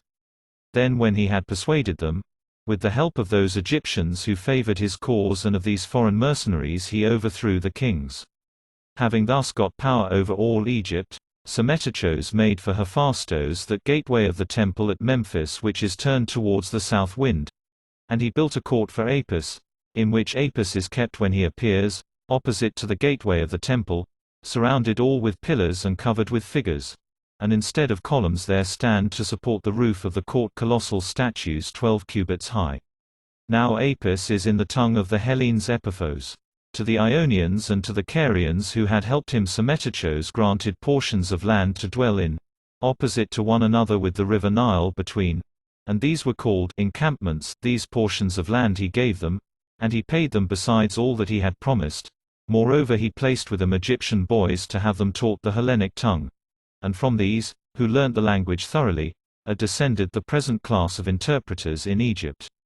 Now the Ionians and Carians occupied these portions of land for a long time, and they are towards the sea a little below the city of Bubastis, on that which is called the Pelusian mouth of the Nile. These men King Amasis afterwards removed from thence and established them at Memphis, making them into a guard for himself against the Egyptians. And they being settled in Egypt, we who are Hellenes know by intercourse with them the certainty of all that which happened in Egypt beginning from King Psammetichos and afterwards. For these were the first men of foreign tongue who settled in Egypt. And in the land from which they were removed there still remained down to my time the sheds where their ships were drawn up and the ruins of their houses. Thus then Psammetichos obtained Egypt. And of the oracle which is in Egypt I have made mention often before this, and now I give an account of it, seeing that it is worthy to be described. This oracle which is in Egypt is sacred to Leto. And it is established in a great city near that mouth of the Nile which is called Sebennytic, as one sails up the river from the sea. And the name of this city where the oracle is found is Buto, as I have said before in mentioning it. In this Buto there is a temple of Apollo and Artemis. And the temple house of Leto, in which the oracle is both great in itself and has a gateway of the height of 10 fathoms. But that which caused me most to marvel of the things to be seen there, I will now tell. There is in this sacred enclosure a house of Leto made of one single stone upon the top, the cornice measuring 4 cubits. This house then of all the things that were to be seen by me in that temple is the most marvelous, and among those which come next is the island called Shemus. This is situated in a deep and broad lake by the side of the temple at Buto, and it is said by the Egyptians that this island is a floating island. I myself did not see it either floating about or moved from its place, and I feel surprise at hearing of it, wondering if it be indeed a floating island. In this island of which I speak there is a great temple house of Apollo, and 3 several altars are set up within, and there are planted in the island many palm trees and other trees, both bearing fruit and not bearing fruit.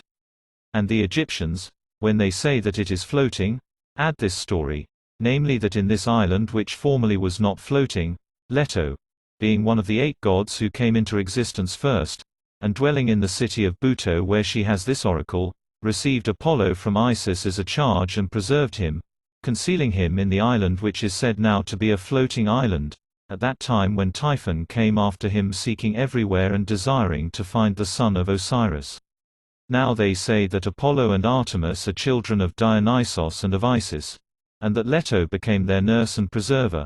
And in the Egyptian tongue Apollo is Oros, Demeter is Isis, and Artemis is Bubastis. From this story and from no other Aeschylus the son of Euphorion took this which I shall say, wherein he differs from all the preceding poets. He represented namely that Artemis was the daughter of Demeter. For this reason then, they say, it became a floating island. Such is the story which they tell. But as for Psammetichos, he was king over Egypt for 54 years, of which for 30 years save one he was sitting before Azotus, a great city of Syria, besieging it, until at last he took it. And this Azotus of all cities about which we have knowledge held out for the longest time under a siege. The son of Psammetichos was Necos, and he became king of Egypt. This man was the first who attempted the channel leading to the Erythraean Sea, which Darius the Persian afterwards completed. The length of this is a voyage of 4 days, and in breadth it was so dug that 2 triremes could go side by side driven by oars, and the water is brought into it from the Nile.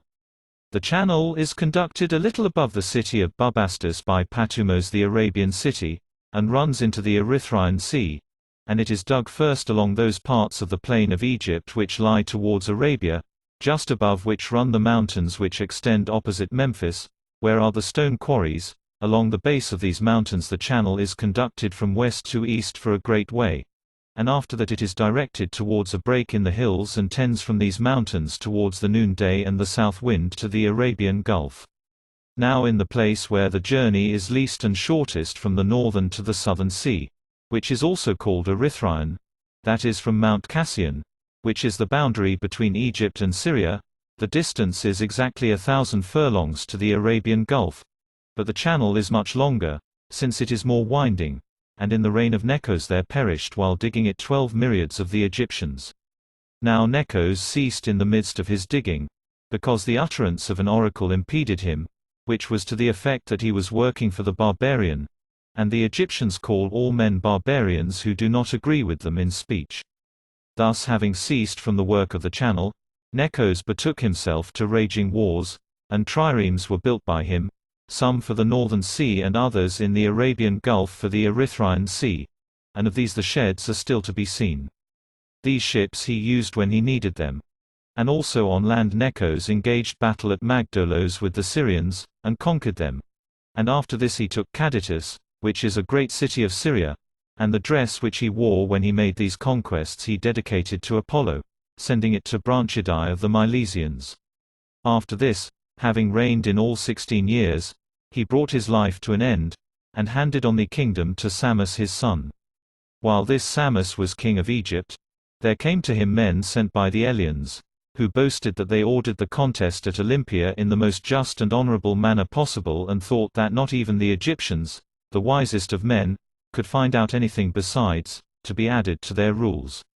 Now when the Eleans came to Egypt and said that for which they had come, then this king called together those of the Egyptians who were reputed the wisest, and when the Egyptians had come together they heard the Eleans tell of all that which it was their part to do in regard to the contest, and when they had related everything, they said that they had come to learn in addition anything which the Egyptians might be able to find out besides, which was juster than this. They then, having consulted together, asked the Eleans whether their own citizens took part in the contest. And they said that it was permitted to anyone who desired it, to take part in the contest. Upon which the Egyptians said that in so ordering the games they had wholly missed the mark of justice. For it could not be but that they would take part with the man of their own state, if he was contending, and so act unfairly to the stranger. But if they really desired, as they said, to order the games justly, and if this was the cause for which they had come to Egypt, they advised him to order the contest so as to be for strangers alone to contend in, and that no alien should be permitted to contend. Such was the suggestion made by the Egyptians to the Eleans.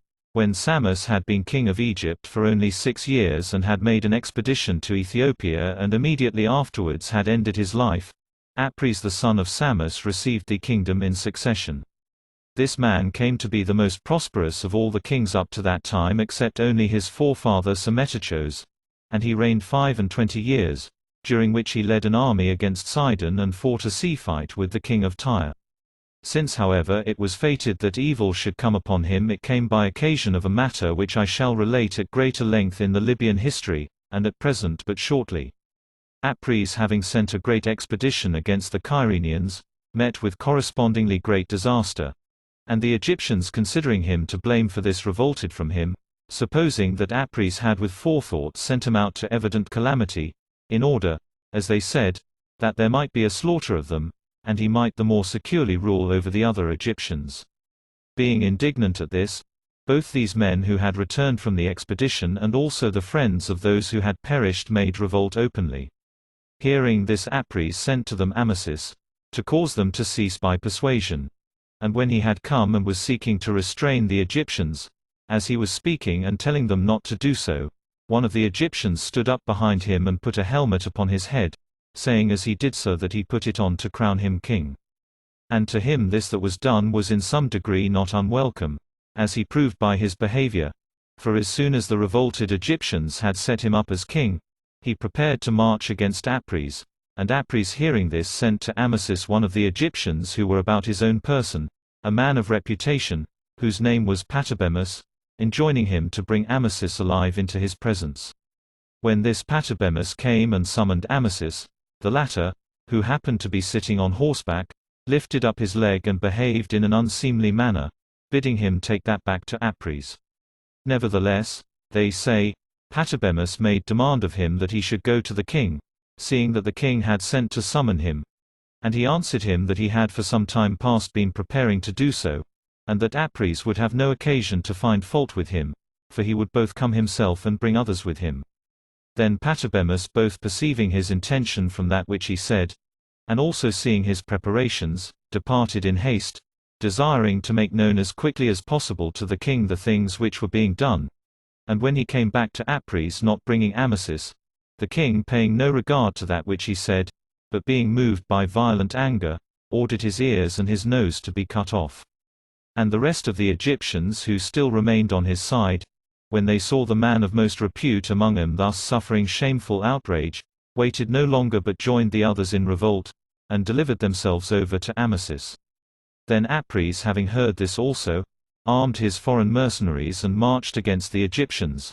Now he had about him Carian and Ionian mercenaries to the number of 30,000.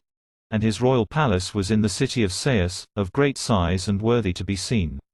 So Apries and his army were going against the Egyptians, and Amasis and those with him were going against the mercenaries.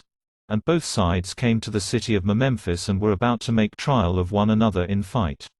Now of the Egyptians there are 7 classes, and of these one class is called that of the priests, and another that of the warriors, while the others are the cowherds, swineherds, shopkeepers, interpreters, and boatmen.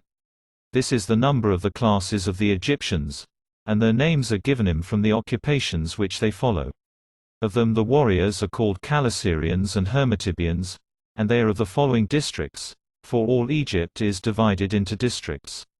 The districts of the Hermotybians are those of Busiris, Sais, Shemus, Papremus, the island called Prasopitis, and the half of Natho. Of these districts are the Hermotybians, who reached when most numerous the number of 16 myriads. Of these not one has been learnt anything of handicraft, but they are given up to war entirely. Again, the districts of the Calasirians are those of Thebes, Bubastis, Aphthis, Tanis, Mendes, Sebennytos, Athribis, Pharbythos, Mui, Onophis, Enitais, Mycphoris. This last is on an island opposite to the city of Bubastis. These are the districts of the Calasirians, and they reached, when most numerous, to the number of 25 myriads of men. Nor is it lawful for these, any more than for the others, to practice any craft, but they practice that which has to do with war only, handing down the tradition from father to son. Now whether the Hellenes have learnt this also from the Egyptians, I am not able to say for certain, since I see that the Thracians also and Scythians and Persians and Lydians and almost all the barbarians esteem those of their citizens who learn the arts, and the descendants of them, as less honorable than the rest, while those who have got free from all practice of manual arts are accounted noble, and especially those who are devoted to war. However that may be, the Hellenes have all learnt this, and especially the Lacedaemonians, but the Corinthians least of all cast slight upon those who practice handicraft. The following privilege was specially granted to this class and to none others of the Egyptians except the priests, that is to say, each man had 12 yokes of land specially granted to him free from imposts. Now the yoke of land measures 100 Egyptian cubits every way, and the Egyptian cubit is, as it happens, equal to that of Samos. This, I say, was a special privilege granted to all. And they also had certain advantages in turn and not the same men twice. That is to say, 1,000 of the Calasirians and 1,000 of the Hermotybians acted as bodyguard to the king during each year. And these had besides their yokes of land an allowance given him for each day of 5 pounds weight of bread to each man, and 2 pounds of beef, and 4 half pints of wine. This was the allowance given to those who were serving as the king's bodyguard for the time being.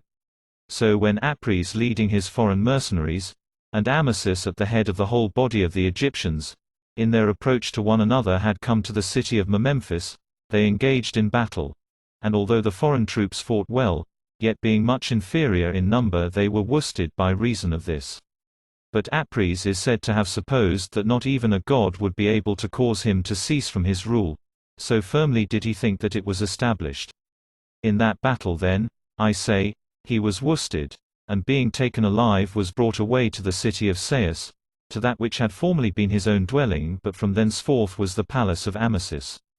There for some time he was kept in the palace, and Amasis dealt well with him but at last, since the Egyptians blamed him, saying that he acted not rightly in keeping alive him who was the greatest foe both to themselves and to him, therefore he delivered Aries over to the Egyptians, and they strangled him, and after that buried him in the burial place of his fathers.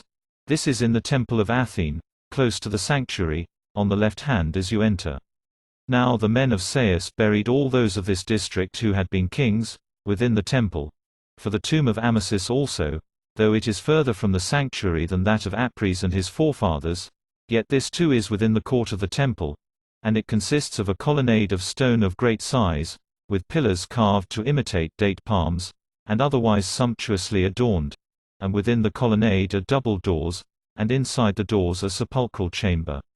Also at Sais there is the burial place of him whom I account it not pious to name in connection with such a matter, which is in the temple of Athene behind the house of the goddess, stretching along the whole wall of it, and in the sacred enclosure stand great obelisks of stone, and near them is a lake adorned with an edging of stone and fairly made in a circle, being in size, as it seemed to me, equal to that which is called the round pool in Delos. On this lake they perform by night the show of his sufferings, and this the Egyptians call mysteries. Of these things I know more fully in detail how they take place, but I shall leave this unspoken, and of the mystic rites of Demeter, which the Hellenes call thesmophoria, of these also, although I know, I shall leave unspoken all except so much as piety permits me to tell. The daughters of Danaus were they who brought this rite out of Egypt and taught it to the women of the Pelasgians.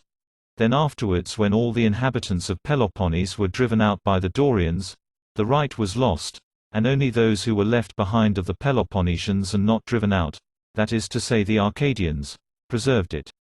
Aries having thus been overthrown, Amasis became king, being of the district of Sais, and the name of the city whence he was is Sif. Now at the first the Egyptians despised Amasis and held him in no great regard, because he had been a man of the people and was of no distinguished family. But afterwards Amasis won him over to himself by wisdom and not willfulness. Among innumerable other things of price which he had, there was a footbasin of gold in which both Amasis himself and all his guests were wont always to wash their feet.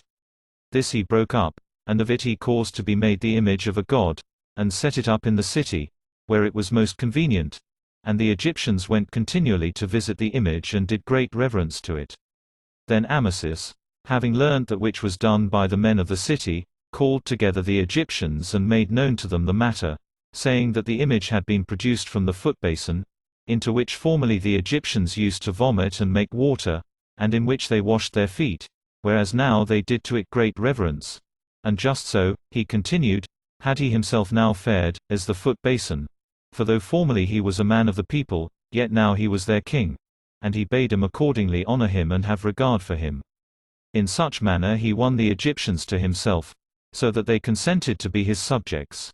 And his ordering of affairs was this: in the early morning, and until the time of the filling of the market he did with a good will the business which was brought before him. But after this he passed the time in drinking and in jesting at his boon companions, and was frivolous and playful. And his friends being troubled at it admonished him in some such words as these: O king, thou dost not rightly govern thyself in thus letting thyself descend to behavior so trifling. For thou oughtest rather to have been sitting throughout the day stately upon a stately throne and administering thy business. And so the Egyptians would have been assured that they were ruled by a great man, and thou wouldest have had a better report. But as it is, thou art acting by no means in a kingly fashion. And he answered him thus: They who have bows stretch them at such time as they wish to use them, and when they have finished using them they loose them again. For if they were stretched tight always they would break, so that the men would not be able to use them when they needed them. So also is the state of man. If he should always be in earnest and not relax himself for sport at the due time, he would either go mad or be struck with stupor before he was aware. And knowing this well, I distribute a portion of the time to each of the two ways of living. Thus he replied to his friends. It is said however that Amasis, even when he was in a private station, was a lover of drinking and of jesting, and not at all seriously disposed. And whenever his means of livelihood failed him through his drinking and luxurious living, he would go about and steal. And they from whom he stole would charge him with having their property, and when he denied it would bring him before the judgment of an oracle, whenever there was one in their place. And many times he was convicted by the oracles and many times he was absolved. And then when finally he became king he did as follows: as many of the gods as had absolved him and pronounced him not to be a thief, to their temples he paid no regard, nor gave anything for the further adornment of them, nor even visited them to offer sacrifice, considering them to be worth nothing and to possess lying oracles. But as many as had convicted him of being a thief, to these he paid very great regard, considering them to be truly gods, and to present oracles which did not lie. First in Sais he built and completed for Athene a temple gateway which is a great marvel, and he far surpassed herein all who had done the like before, both in regard to height and greatness, so large are the stones and of such quality. Then secondly he dedicated great colossal statues and man-headed sphinxes very large, and for restoration he caused to be brought from the stone quarries which are opposite Memphis, others of very great size from the city of Elephantine, distant a voyage of not less than 20 days from Sais. And of them all I marvel most at this, namely a monolith chamber which he brought from the city of Elephantine. And they were 3 years engaged in bringing this, and 2,000 men were appointed to convey it, who all were of the class of boatmen. Of this house the length outside is 21 cubits, the breadth is 14 cubits, and the height 8. These are the measures of the monolith house outside.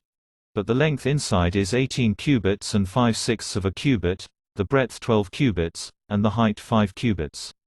This lies by the side of the entrance to the temple.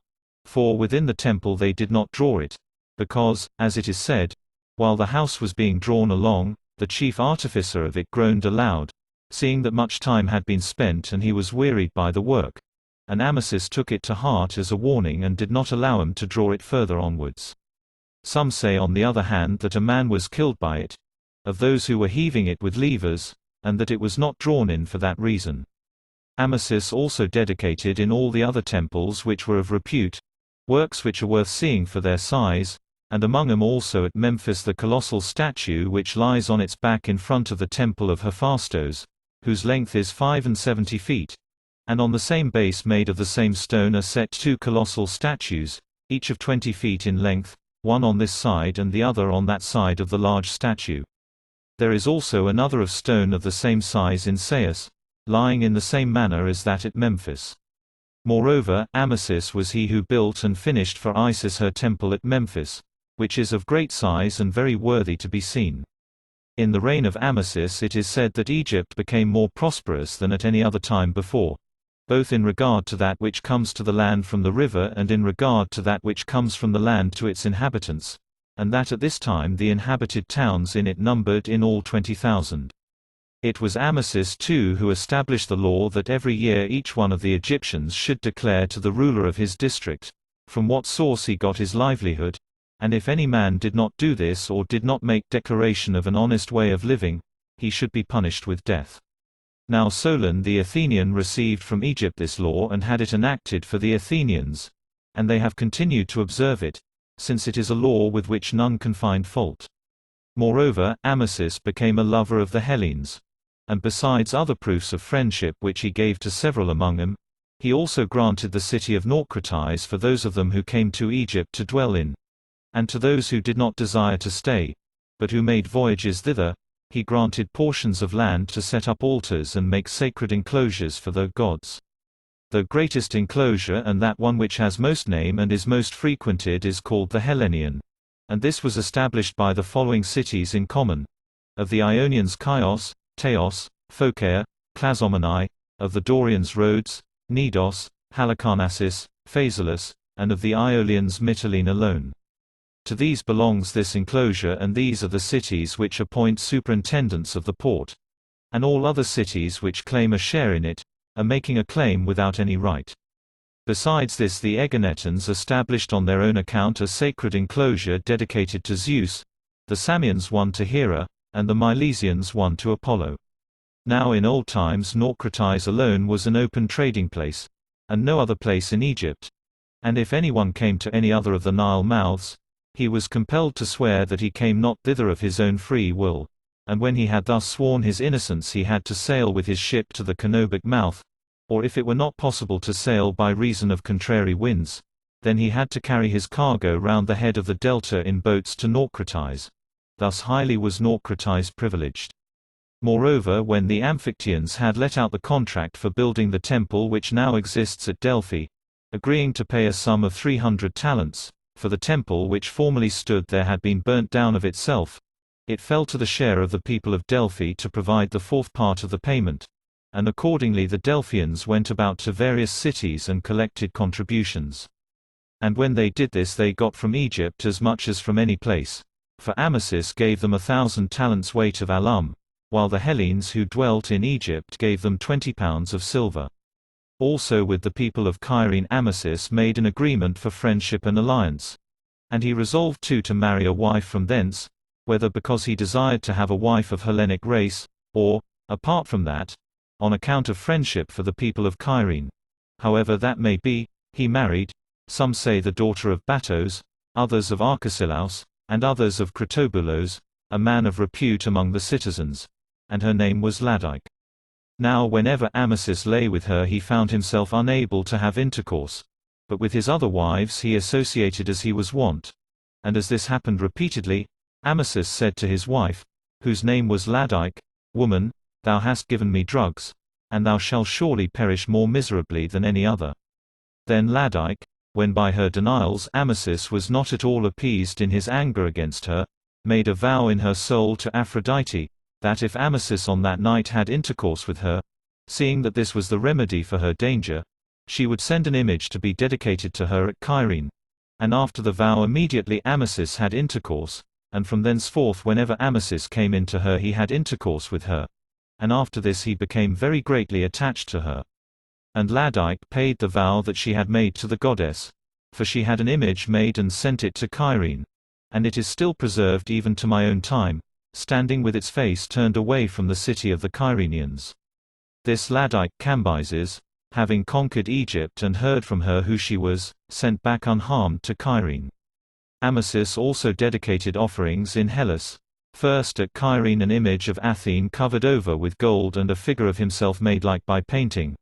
Then in the temple of Athene at Lindos 2 images of stone and a corslet of linen worthy to be seen. And also at Samos 2 wooden figures of himself dedicated to Hera, which were standing even to my own time in the great temple, behind the doors. Now at Samos he dedicated offerings because of the guest friendship between himself and Polycrates the son of Aeacus. At Lindos for no guest friendship but because the temple of Athene at Lindos is said to have been founded by the daughters of Danaus, who had touched land there at the time when they were fleeing from the sons of Aegyptos. These offerings were dedicated by Amasis. And he was the first of men who conquered Cyprus and subdued it so that it paid him tribute.